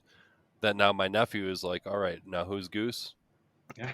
There you go. Yeah. Just bringing in fans. There you go. Neal also met Bert. Yeah, Kreischer was fantastic. I mean, he had actually lots of questions about how we do what we do. He seemed like really he was like genuinely interested. He was like, "Holy shit, you guys do this after every show? Like every show?" And we were like, "Yeah." And he's like, "How?" Yeah, like he looked at us like we were fucking. We neglect our professional responsibilities. Yes. And so thank you, Bert, for looking at us. No. Thank you, Bert. Thank you, Bert, for recognizing that, and thank you to everybody who tunes in the middle of the afternoon of a workday. But B, there was a show that happened on October 6th. You kind of spent like 30 minutes on the preamble, but what happened in the first set here on October 6th, 2023? Thank you, Ryan. Yeah. So, of course, set 1, 5-star show. Echo of a Ropener. See how dumb? See that's what Flopener sounds like to some people. You did. He heard it live and he was like, "That doesn't sound good." A Ropener. That might have been alluding to a little more there too. I think that's what I'm going to start calling it. We're going to start noting that on every set list. Echo of a Ropener. God. This is the content you stayed for, folks. Let's remind you. This is why you're 2 hours into part 2. Okay. Here we go. Here comes the show. Okay. Mr. Action, lead up. The debut of Prince's I Would Die For You. Everything Must Go. All I Need, Yeti. So, I mean, just a ridiculous, just a ridiculous, start to a ridiculous show. So nice Echo opener. I mean, it's got a nice little micro jam. Really kind of got the party started. I felt like Mr. Action and lead up. I mean, I like this opening trio of songs. I think maybe I was expecting a little bit more of a jammer. Kind of coming in either the 2 or 3 spot, but I like these songs so much, and I know that Goose likes these songs so much. I think that was part of the intent here as well. I mean, I think we got some really amazing jams this night, but I think the other goal was to showcase these songs, and so that's what they're doing here. Echo, Action, lead up, and yeah, just kind of I won't talk much more about the lead up. We said it earlier, but just. This is such a monster song to see live. I mean, it was amazing. This is the first time I had seen it, and it was just incredible. I mean, this is a bona fide rock song, and it's in this funny way to me, in my head and my ears. It just sounds so much bigger when you see it live than when you listen to it. But at the same time, now when I listen to it, I turn it way up, and it's such an incredible song. So I Would Die For You. This might be my new favorite song that Goose plays, cover or original. Holy shit! This is cover or original. You heard that right. Since this show, it's not even close. I have listened to I Would Die For You far more than anything else, even What's Up, and wow, and what's great is as soon as I Would Die For You ends, one of the best jams they've played this year, and the GOAT, Everything Must Go, Everything Must Go, comes right after it. So Yeah. I've actually listened to this 1-2 pair punch. of songs Oh yeah. probably more than any other natural song pairing from a single show all year, just in the last few weeks since the show. That's how much I love both of these songs. I'll let you guys dig into the Everything Must Go, but it's dark. It's just grimy, and I love it. It's so good, and I can't get enough. Really, it's going to be a really highly ranked jam. Some are Yes, saying sir. top 10. I haven't slotted Yep. my fall stuff in yet, so we'll see. And then we got a pretty short All I Need. If there was any bummer about this set to me, it was that we didn't get more out of that All I Need. Should have been fast. And then we get and then we get the Yeti closer, where we get the second the second in as many Yetis, where they do some cool, interesting, unique kind of new, fresh stuff with it. So that was featuring Polish. Actually, it's actually really good. And my main memory from this was Peter was just shredding, the end, and and look, it's playing at Red Rocks, everybody's feeling it, and so he was feeling it. I think he was taking a couple extra turns and just kind of shredding up the ending, and Rick kind of like, without even looking up, you could see him kind of, as he's looking down, kind of peer over towards Peter with a big smile on his face. So this is just, I love this first set so much, and like I said, for me, in a set that I love, that I Would Die For You, Everything Must Go is just it's just incredible. Yeah, it's an amazing first set. We talked a lot about setting up set lists through Vegas, through Flagstaff, but really Red Rocks Night 1 was also part of that. It was all setting up for this show. And those of us who were lucky enough to catch this show, like, just it was unbelievable. And this first set, Echo, Mr. Action, Lead Up, awesome. Shout out to Lead Up for giving us the absolute best video of all time, video of the year. In fact, I think of our friend of the pod, Josh at Turn Clouds, dancing with a wizard during this lead up. It was beautiful. I don't think anyone has watched this video more than Neal, Haps, Josh, and I after the show. I don't think it's possible to watch it more times than we did. But man, that was a special moment. But lead up is great. I Would Die For You, I've listened to a bunch of times. Be probably not quite as much as you have. But man, what an amazing cover. We had heard rumblings of them sound checking it throughout the tour. Lots of stuff happening. But it was all leading up to this point. They were saving it for Red Rocks. They were just testing it out, similar to the LP All I Need being sound checked earlier in the summer. And this Everything Must Go. It was building to this. They reworked the jam section a little bit. They drop right in, instead of hitting that hard charging minor key groove, they just drop into this evil space.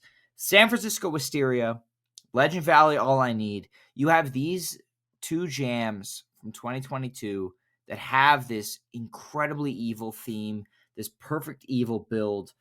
This jam is in that same vein. It's unbelievable. And Neal, I think you put it best when we were sitting in the living room after the show here. This jam is nothing without what Peter is doing as a counterpoint to Rick. And I'm sorry for stealing your original thought here, go but for it. it's this jam is nothing without what Peter is doing as a counterpoint to Rick. It's amazing. Take it away, please. Talk about it. No, I mean, this could be Rick just playing a solo. Yep. Right. And then it's not that special. That's the amazing thing about this song. And that's the amazing thing about what this band is capable of doing. When this band plays truly incredible jams, it's all of the members of the band coming together to play something great. So what you were saying, Ryan, if Rick had just ripped a solo, it would have been Rick just ripping a solo, but it was so much more than that. because of the counterpoint that Peter was playing with the piano during this jam. It would have been nothing without that. It would have been just another run-of-the-mill jam. And this is so much more than that. It is a top 10 jam of the year. It maybe is even more than that. Depending on like where you stand. Yeah. But I mean, also truly exciting because this is a song that has a trajectory like we've been talking about. Like it just keeps getting better and better every time they play it. And here it is. This is it. This is the final resting place of this song, which is like this song is a certified jam vehicle. Will it go somewhere where like, I don't know, Western Sun went, which was like it was played once. It was one of the best jams they've ever played, and then it hasn't been anywhere near that since. Possibly. Probably. If they continue. That's bleak, Ryan. Bleak. Yeah, I mean, it would be absolutely fantastic. So, I don't know. I'm in love with this jam. Absolutely in love with this jam. And there's so much to love about it. And it's not just the two of them, right? It's the whole entire band. We talked a lot on Day After shows about democratic jamming. This is it. This is democratic jamming. Trevor was responding. Yeah. Yeah. It's not just one guy. It's the whole band really making something special. Yeah. Listen, we talked about Neal right after the show in the living room, the same place where we watched the video of Josh and Lita. Shout out Frat House 70,000 times. Shout out to Frat House for but like letting us live House. There are very few occasions where a MVP hasty of Colorado rank tour. of a jam right after a show like that, we're still riding the high from such an incredible experience. There's very few opportunities where we're like, yeah, that's a top 10 jam of the year. And that sticks, a day later, a week later, 2 weeks later. Month. What are we? Yeah, every time we're 2 weeks later, right? Yeah, because you say that because you and Neal say that after a lot of shows, actually. And so it does happen. You're right. I'm not gonna lie, I do. Yeah. I do. There he is. I do. But like, hey, shit, man. But it held up after this. Everything Must Go. That's the thing. I slotted that in on my playlist confidently, and I woke up the next morning. I looked at my ranking, and I was like, yeah, we were fucking spot on with that. We looked really at it. Neal, good. you said it best. It's the Philly Echo, but better, and it does it in 10 less minutes. Where's that? Where's that slotted on your playlists? Am I I? have it at 10. 10. Yeah, it's like right in the 9-10 neighborhood. Yep. Top 10. It's in the top 10. 1, 2, 3. It's like at the back edge of the number top 10 10. for me. Number 10 for me. I think at the end of the year too, it'll maybe we'll see. Hopefully we get another couple good ones, but yeah, I think it's sort of just a continuation of the song throughout this year. Like we talked, I mean, Thatch's Evolution, and then Everything Must Go was one where I remember seeing it in Salt Shed, first set, first night, or kind of it just like, and then Goose Miss too. Even we saw that together too.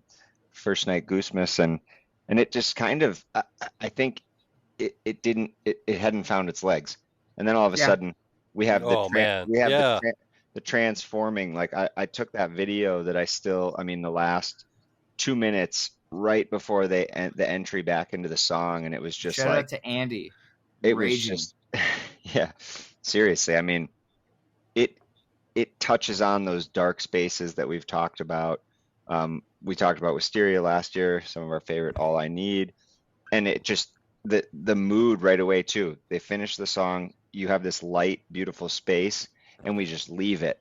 And then the entry back though is just so beautiful too, that the twinkles, and it just sort of feels like you've just like, if you want to talk about a landing pad, it has its own space right there, which is nice. So it's like, yeah, amazing. That song, I think if they can use it knowing sort of the, a universe, like there's so many good lyrics, you've got magic in your pants at the end of the day. It's just, thank you, Trop. Yeah, we have magic in our hands, and I think this is one that, yeah, I feel very positive for what we can see from the future. Definitely. And I would die for you too. I just, that song is amazing.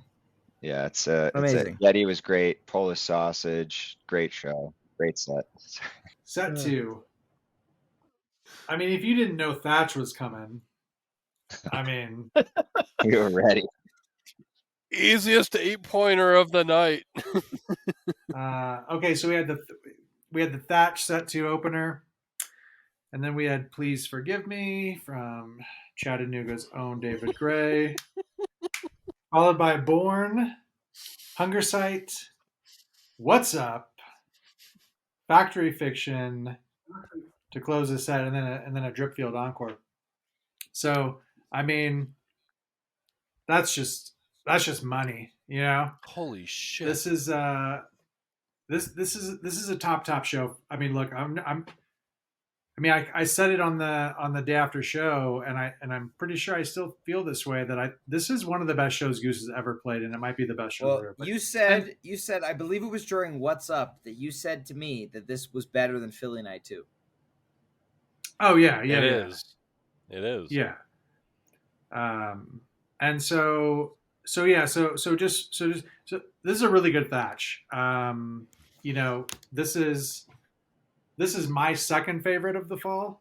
So like Missoula was clearly the best, but this is probably my second favorite. I really like this version. Please Forgive Me, which they again just continue to bust out at every big strong show. So maybe we should have seen it coming. I'll remember that next time. And then we got the short Born. So I had picked Born because I kind of thought we were going to see the Driptych, or there was at least a really good song. Really good chance we were going to see a couple of those tracks. So when they went into Born here versus, you know, maybe playing it standalone in the first set, I think in set 2 it becomes a little bit more evident where it's headed, right? And then once they ended it short with no jam, went into Hunger Side. Okay, then it was like, then I think we all thought we were just going to see the straight Driptych, right? Maybe even to finish out that set. You know, who knows? Yeah. So we got the Hunger Side. This Hunger Side is a really cool jam. It doesn't get super lengthy, and you know, it's not a playlist jam, but at the same time, I feel like I enjoy, even on re-listen, this Hunger Site more than some of the other non-playlist Hunger Sites that go 20 minutes, right? I felt like they did some really interesting stuff here within the, you know, the shorter kind of 16-minute version that it was. And then, so when they ended it, I think we were all kind of thinking, we're like, all right, here comes Dripfield, let's go. And I mean, to my absolute delight, it's, I mean, surprise and delight. You know, we get the What's Up, and oh man, I mean, what a fucking communal experience! What man. a moment! Listen, so if you don't know this, I love this song. I think it's I actually think it's one of the best covers that they play, and it's a crowd favorite. It's known for sing-alongs. You know, I don't know that we've seen it like this, but there's been other versions where, you know, the crowd gets really into it. This was amazing. I mean, there's been some cool videos, you know, out there, you know, kind of showing the crowd from the stage perspective, but I remember that this was probably one of the songs. I'm usually kind of laser focused on the stage and maybe just kind of everything right around me. I don't tend to like turn around and, you know, watch the crowd a lot. This was the time of the night that I did that, because I mean, it was just so amazing. Like, the whole place was just really digging this song. Everybody was singing along. Everybody was smiling and happy. I mean, it was such a feel good moment. And then so much joy. And then, I mean, look, we got the Peter Positivity rap in there too, which look, I really love, and I'll tell you something from my, you know, from my heart, deep down in my heart. Sometimes when I get on the pod, I feel very nervous.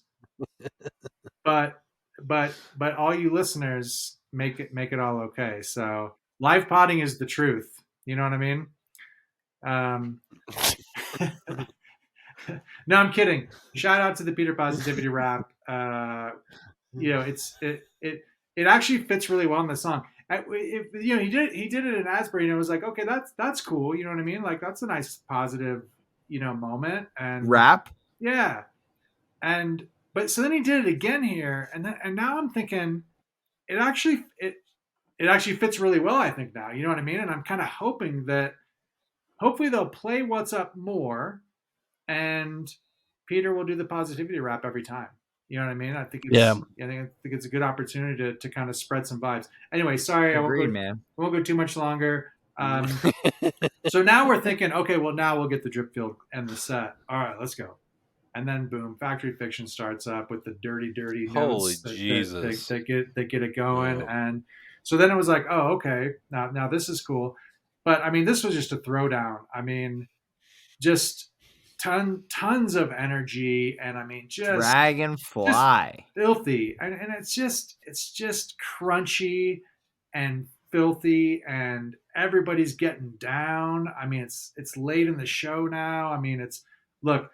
This was absolutely fantastic.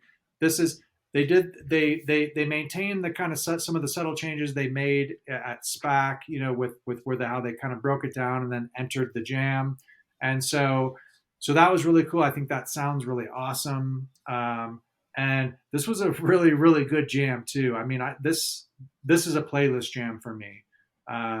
There were some really good jams. From this show. I mean, obviously, Everything Must Go was the best, but Thatch was also a really, really good jam.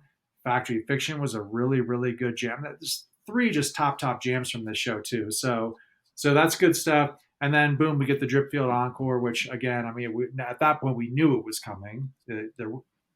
Unless they were going to double encore or something, you knew it was coming then. So yeah, listen, I'll just wrap it up by saying, I mean, this is if not the best Goose show that they've ever played. It's top 2.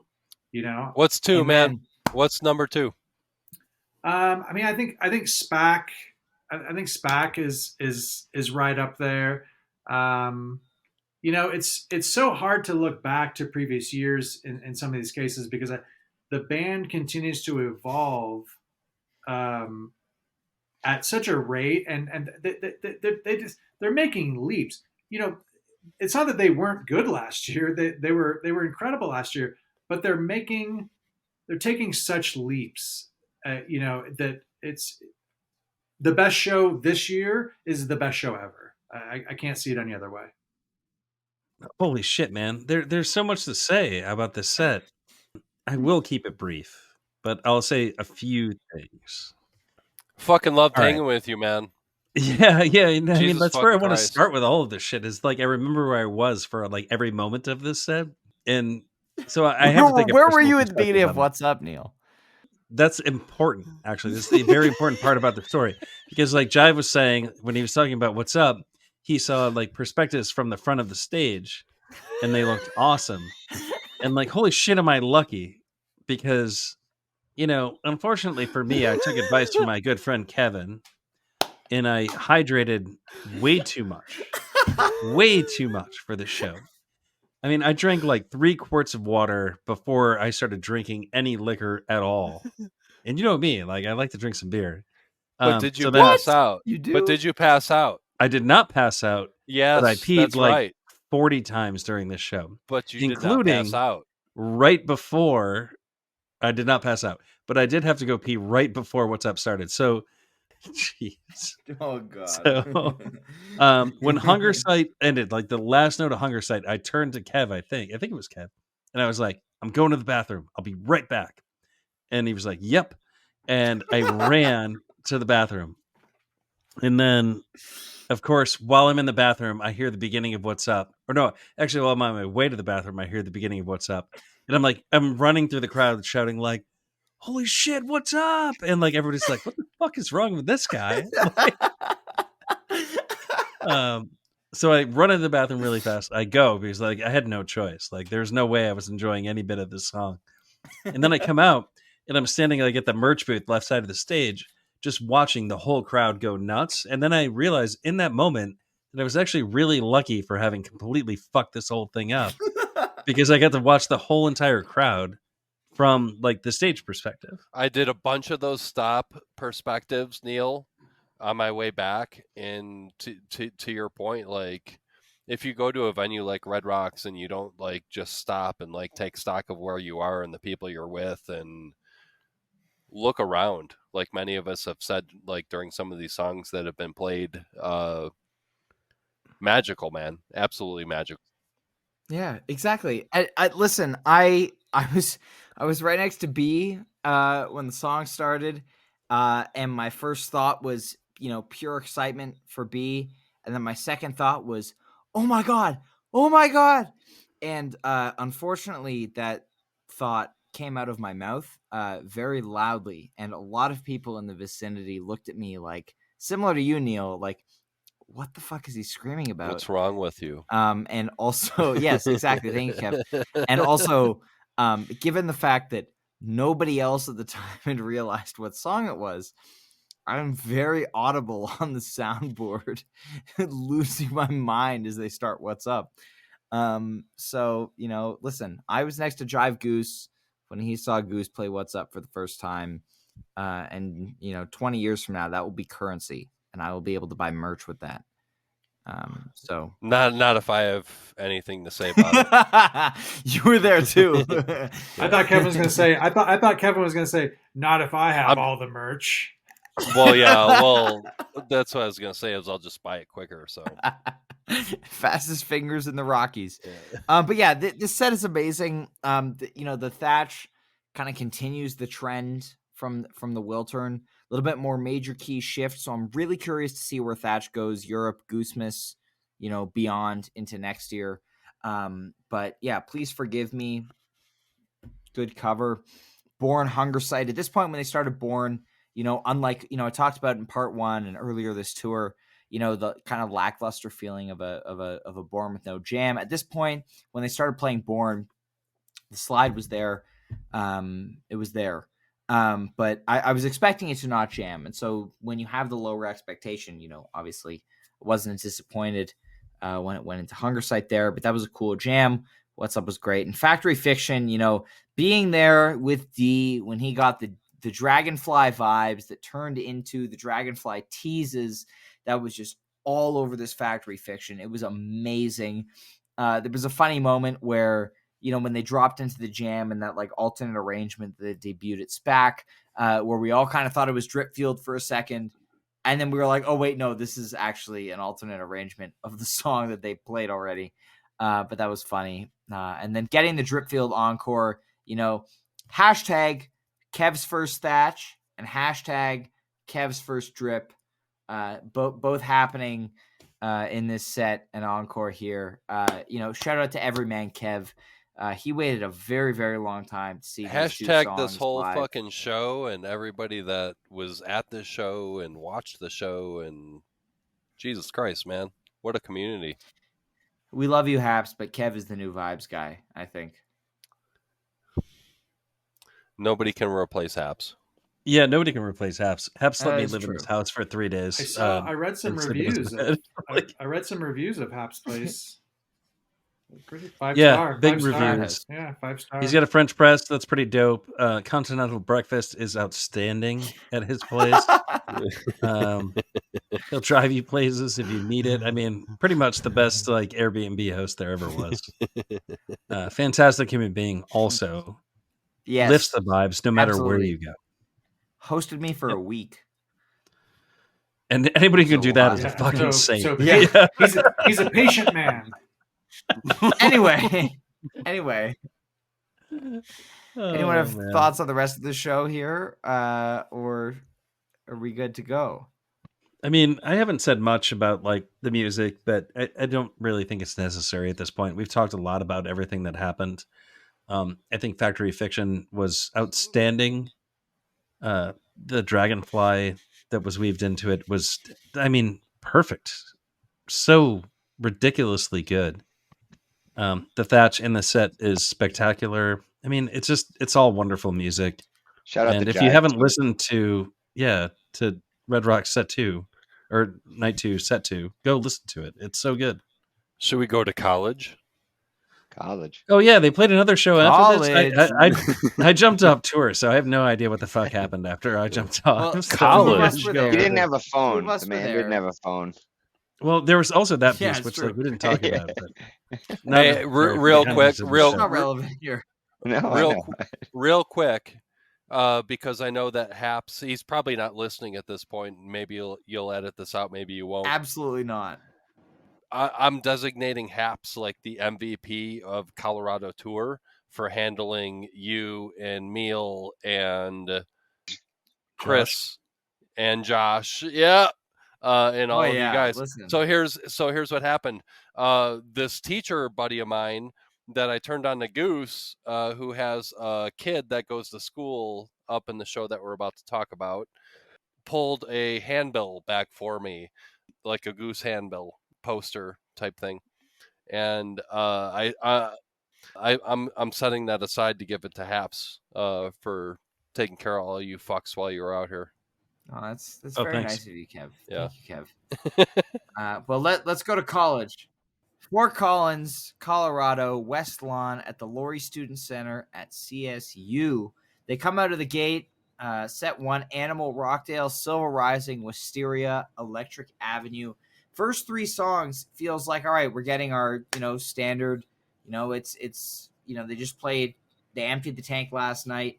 We're getting kind of a festival show here with standard, average great versions of Animal, Rockdale, Silver Rising. Unfortunately, during Silver Rising, we started to have these mic issues with Rick's vocals, which caused them to abandon Wisteria pretty much entirely after the first verse. Didn't sing the chorus, didn't go any further. They just jumped right into the jam, which at that point, D, me, you, my family, good friend Captain Incredible, we were all together. We were like, yeah, like, fuck it. Like, just hit the jam here. It was funny, as Rick's shredding that first Type 1 peak, Peter went backstage, while still playing guitar, mind you, to figure out what was happening, because, he's not going to let that go without knowing what's going on. But man, this jam is great. We get a great peak. Peter hits the vintage vibe. We get some more Magic School Bus teasing, which is always a great time. And I mean, like, then we get a little bit of dark in there. A little bit of dark in this Wisteria. This is a 19-minute Wisteria that under normal circumstances would end up being 24, 25 minutes if they had played the whole song. So that's really cool to look at. But this is a really great jam. This is not even the jam of the night for me here. There's one that's coming in the second set that I thought was a little bit better. But D, what were your thoughts on this first set here into the Wisteria, Electric Avenue even? Yeah, I thought we, kind of song selection wise, definitely fit the bill. Sort of hit the college crowd, festival set-ish, Animal, Rockdale, Silver Rising is about as typical as you get. But yeah, the Wisteria, once we dealt with the sound issues, kind of had, the klezmer, a little bit of a little, Peter just kind of with this, ringing, sort of consistent, kept the piano going and kind of this little ditty and beat. And yeah, I liked it. I thought it was interesting. I listened to it recently, and yeah, I mean, they just kind of go for it. Like you said, it's sort of, we were kind of joking, what if they kept with the instrumentals and dropped something else, Labyrinth, Angborg, whatever, but just Moby. yeah, but yeah, a little later. But yeah, I liked it. I was still flying after the night before, so it was just, it felt like a very good end of the run, end of the tour, celebratory type space. The band was having fun. I think they tried to do the best they could given the sound issues, and we had some light issues before, so a little bit of a delayed start, and so it's just, but overall, solid. Electric Avenue again. little bit of some extra on it. Not maybe as good as the Detroit one, of course, but yeah, people liked it, and away we go to set 2. There we go. Set 2 here at Fort Collins. We got Fish in the Sea, Tumble, Redbird, Moby, Slow Ready, Empress with the Arcadia closer. Fish in the Sea, Tumble. You come out, throw the crowd a crowd pleasing cover. And I mean, Fish in the Sea is awesome. Always a win. Tumble. Shout out to Jeb with the hasty rank call after the tumble. Not sure what he was talking about because it's a pretty, average great tumble. Lots of fire, lots of fun. And then we get this Redbird, which just cooks immediately. Trevor Bass taking hold, driving us into this evil space. Oh my God. This was awesome. We were raging together. D, you and I, good friend of the pod, Megan, Gliona, we were raging. We were straight burden. We were here. And we were having a great time. Oh man, this Redbird was awesome. And then, when they dropped into Moby, this is my second Moby. Only in the state of Colorado will I see a Moby, apparently. But I was excited. I don't know if you got that vibe, D, that I was excited about this Moby, but I was excited about this Moby. And then from there, Slow Ready, Empress, Arcadia, lots of fun. But this was a great set. Again, this whole show was just a bonus round after what they did at Red Rocks on October 6th. And so to get a jam like that Wisteria, to get a jam like that Redbird, to get Moby, excellent stuff. Who's got thoughts on this? This is an all right set. I think this set gets inflated quite a bit. There are good points to it. I mean, this Redbird is okay. I think people are really excited about this Redbird. I don't really understand why. You get, I don't know. I mean, Trevor Bass, that's why. Overall, this feels like a festival set to me. Like this was a festival set that people that haven't seen the band before. It was a college crowd. Yeah, that was the set that was designed for the crowd that they were playing in front of, and I think they did well with it. Like I think they did what they wanted to do. They again, I mentioned this in the part 1 pod that we did a month ago. That they're just accumulating fans right now, and that's what they're doing. They're accumulating fans by doing sets like this. It doesn't necessarily grab us like, oh my God, this is the best thing ever, but it's grabbing fans, and it's the casual music fan that wants to see live music, that they're enthralled with this. They like it. Yeah. Amazing. So here's an interesting counterpoint to that. So I think about when I got into jam music when I was a kid. I was 15 when I saw my first Fish show. But your parents listened to Dead. Your parents listened to Dead though, and took you to Dead shows. But they did when I was 15, right? Okay. That's when it all began. Sure. When I went to those shows, the thing that really struck me most was the jamming. That was what blew my mind. It wasn't like, holy shit, Bouncing Around the Room is the best song I've ever heard. It wasn't the case. So when we talk about these shows, these festival sets, I'm confused a little bit, because one of the amazing strengths of this band is their ability to jam and the places that they can take you when they do jam. And you don't really know that you love it until you really hear it. So if you're trying to attract fans, you should at least introduce them to what you're capable of. I just wish they would jam a little bit more, because that is why people love this band. That's why I love this band. They have it in this kind of environment where these people have never heard us before. We shouldn't just play, didn't quite do that. Didn't quite do it. Yeah, I mean, I think they should offer people the jams too in those situations. In the past, jam bands have not been afraid to do that, and it has worked in their favor. But I think that's one of the interesting things about this Europe tour is going to be how they approach that very thing, right? Yes. Because I think it goes both ways, right? I think there are a lot of people who I think there are a lot of people who, like you, Neal, who might be drawn into those jams.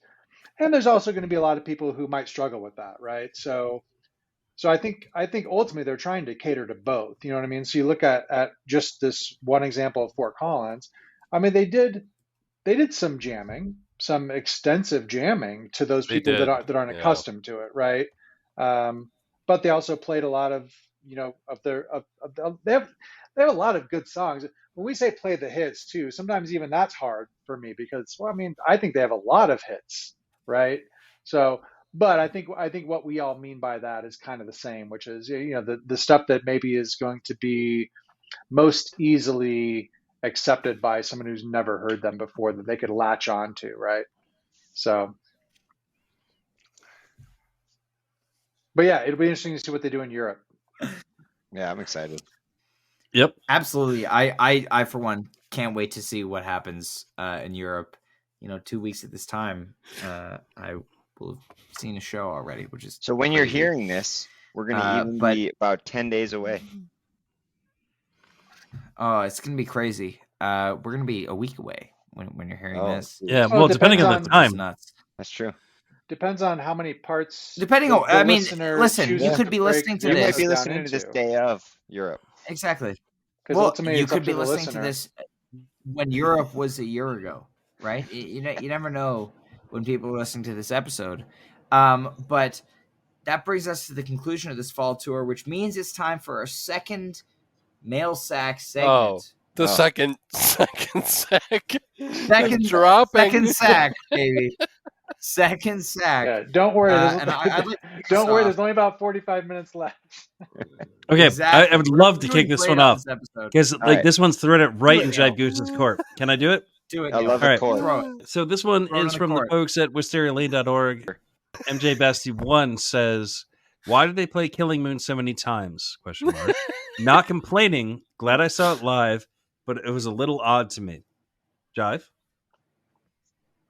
Why did they play it so many times? Well, I mean, you have thoughts on this, so I thought this would be in your wheelhouse. I think my first thought is that because they like it, but I mean, I think that's in line with the question that I was posing earlier. In that, you know, yeah, I do find that interesting. They haven't done that. They don't do it. They haven't done it. So yeah, that's my question too. Why this one 3 times now? You know, and I think the answer is just, if I had to guess, it's just they wanted to bust it out, and then once they did, it felt really good. Felt good. Yeah, it just felt really good. You know what I mean? And maybe they heard us talking about it on the pod about how much we like it, and they're like, "Hey, maybe we should play that song again." You know what I mean? Well, I'm gonna sack it up here from our good friend Megan of HF Pod. I want you guys to talk about the moment this band is in. One night playing to 10,000, hanging on every note at Red Rocks, and the next night on a pop-up stage at a college with half the crowd never having seen Goose before and talking throughout the show. Also, this moment of doing their first headlining European tour. Just an exciting time and magical moment for a band on the precipice. Where do you see them next, and what will affect / influence their trajectory? So what's interesting to me about this is I was so surprised being at Fort Collins and seeing that so many people were seeing their first Goose show. Yes. Especially given the proximity of Red Rocks. Like it's less than it's an hour from Fort Collins to Red Rocks there. And it was so surprising to me that, first of all, you know, that there weren't more people at the show who hadn't seen Goose before. And second of all, that more people who were at Red Rocks didn't make the trip up to Fort Collins. Fort Collins did have significantly more people in attendance than I was expecting going in. You know, people like Neal, for example, weren't able to switch their flights, had to go home. People like B, for example, you know, wanted to go home for some reason. People like Kev needed to take a nap and couldn't make the show. Man, it was a tough massage. It was. And so it was really interesting to me how many people were there despite all of that. You know, like I assume there were a lot of people who had booked that post Red Rocks Night 2 massage. A lot of people who were like, man, you know, it's a couple hours to get home. I don't want to see Goose. Let's talk about the CSU folks, students, and the marketing of the show. deserves a positive nod. Like going to a college campus and making tickets accessible to students is the way that you should be promoting your band. Like that's how you get fans. Like make it accessible, make people want to show up, and then make it enjoyable once they're there. That's what it's all about. Yeah, incredibly new concept. No bands have done this before. Nobody's ever done that before, right? Yeah. But to do it, Goose hasn't played on a college campus. So to put that in context, to do something like that after 2 sold out nights at Red Rocks where people spent gobs of money to like be there, to participate, to get involved, to eat, to drink, to be merry and to hang out with people, like to do that show after those 2 nights. Again, it's an adaptation of the band, in their ever evolving. Like, hey, we want new fans, and that's awesome. Yeah. I'd like to highlight one more sack before we wrap up the episode and do a recap here from our good friends, the Corner of Gray Street podcast. Shout out to Dave Matthews. Oh yes, yeah. I'm a big supporter. Yeah, love it. We know Kev is live at Luther College. The whole deal. Baby. Dave's got some merch. Kev's all over it. So the Corner of Gray Street podcast, they say Everything Must Go from Red Rocks was an awesome goat in brackets. Yeah. Yes. It seemed very intentional or rehearsed as far as where they were going immediately following the song proper. How do y'all feel about Goose's intentional improv as opposed to more organic spontaneity? So I think to have a full indication of the meaning of this Everything Must Go from Red Rocks, I think we need to hear another version in Europe, Goosemas Beyond, to see whether that kind of jam segment sticks, where they just drop out of the song into this space, or whether that more propulsive driving jam that we're used to comes back, and whether the Red Rocks is a one-time thing. I think it was definitely intentional, obviously, the reworking of the song and the jam segment, but I'm really curious to see where they take the song in the future, and I think we'll be able to talk more about that on our Europe tour recap once we've heard that song at least one more time. I can't wait to do like a day after show at like 3 a.m. It's going to be awesome. Midday, man. Midday. That's where we're 3 at. a.m. What time do you think the Europe shows are happening for you? I don't know. What time is it now? Actually, yeah. Yeah. He's mountain time, so who the hell knows? So to answer his question, how do I feel about that? About sometimes something being intentional versus organic, whatever. There's always going to be both, right? And so I don't have any feelings about it at all. I mean, I'm totally fine with it. And in fact, if you're going to get the intention is the beginning. There was that wasn't it. They hadn't rehearsed that 17-minute version, right?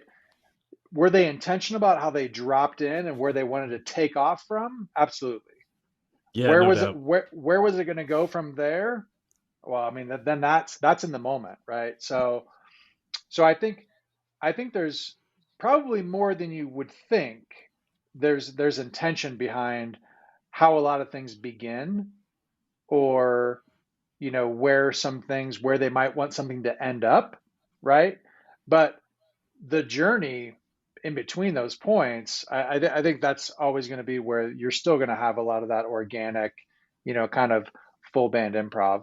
So that's my answer to his question. And to draw that back to Mr. Dave Matthews himself. David Matthews to you, sir. David Matthews Jr. That's where all this comes back to, right? Is this exploratory space where there's like some stuff that's defined, and you dance a little bit around inside of that, and some of that becomes a new song, or some of that becomes a standard fallback jam that you go into. But but all of it starts out as something organic, and you decide what you're going to do with it after that. And Dave Matthews said that, but added a little baby at the end. At the end. Well, does anyone have anything else to add before we wrap up the episode? B, you do. You're still muted. Yeah, I have a really big shout out. I don't know if anything is official yet in terms of the Fantasy Goose fall tour. But we're like 4.5 hours into this podcast. We're really going to spend another hour on this? I believe if it hasn't already been officially accomplished, we are on the precipice of our first ever 4-time Fantasy Goose champion. And so it's about to happen. We're close. We have one more show. We might have one more show to get through.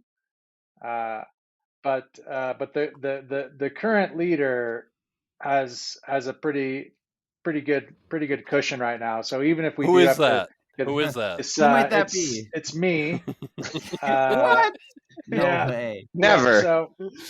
So listen, hey, it's always fun to play the game. We haven't heard from Neal in a minute. Yeah. Well. Oh yeah. Wait. Actually, I have a mail sack thing here. Oh, I got a mail sack. This is from at Tim Murphy, who says nobody gives a fuck what Jive Goose says. Thank you, Tim Murphy, for saying what we're all thinking. He's from Quincy, also. Yeah, Northwestern guy. The jealousy has really increased. Jealousy. Well, throughout this year. Ladies and gentlemen, we have been podcasting here for 5.5 hours. Thank you, Neal, for correcting me on how much time we've been sitting here talking about Goose. Oh, man. And we appreciate everybody listening to both parts of this episode. We said when we started that there was no way that it was actually going to be the same amount of time or be efficient in any way. And we were right. No, we were wrong. It was not efficient. One episode was 2.5 hours. One episode is just over 2.5 hours. But we really appreciate all of you listening to the insane amount of podcast that we are putting out here about Goose's fall tour. We look forward to being do back. something else with your time, people. It was 20 fucking shows, man. We love you all. We love you all. We're going to be back very, very soon with some Europe coverage once we get some final word on webcasts and streaming capabilities. So keep your eyes out for however we will be covering the Europe shows, but know that there will be a lengthy tour recap at the end of November if all else fails. I'm looking forward to seeing some shows out there. But sure not as long as this one. Possibly a Fancy Goose special edition episode. Probably not. I doubt that. Just day after Fantasy Goose win. Just be you. Ready for back-to-back. No one else is coming on that episode. Solo stream. Talking to the people. Hey guys, Jive cool. Goose here. Could be a highly downloaded episode. You never know. Hey Neal, how many golden geese did you get on fall tour again? I don't know, a shitload more than Jive. But in any case, everyone, thank you for listening. Seriously, it's been a pleasure doing this. I think we all had a fucking amazing time. We did, as always. Tune in for day after shows after the Europe tour. We'll be back. We love you. Thank you, everybody, for listening to this episode of Always Almost There. And we'll see you next time. Cheers. What's going on?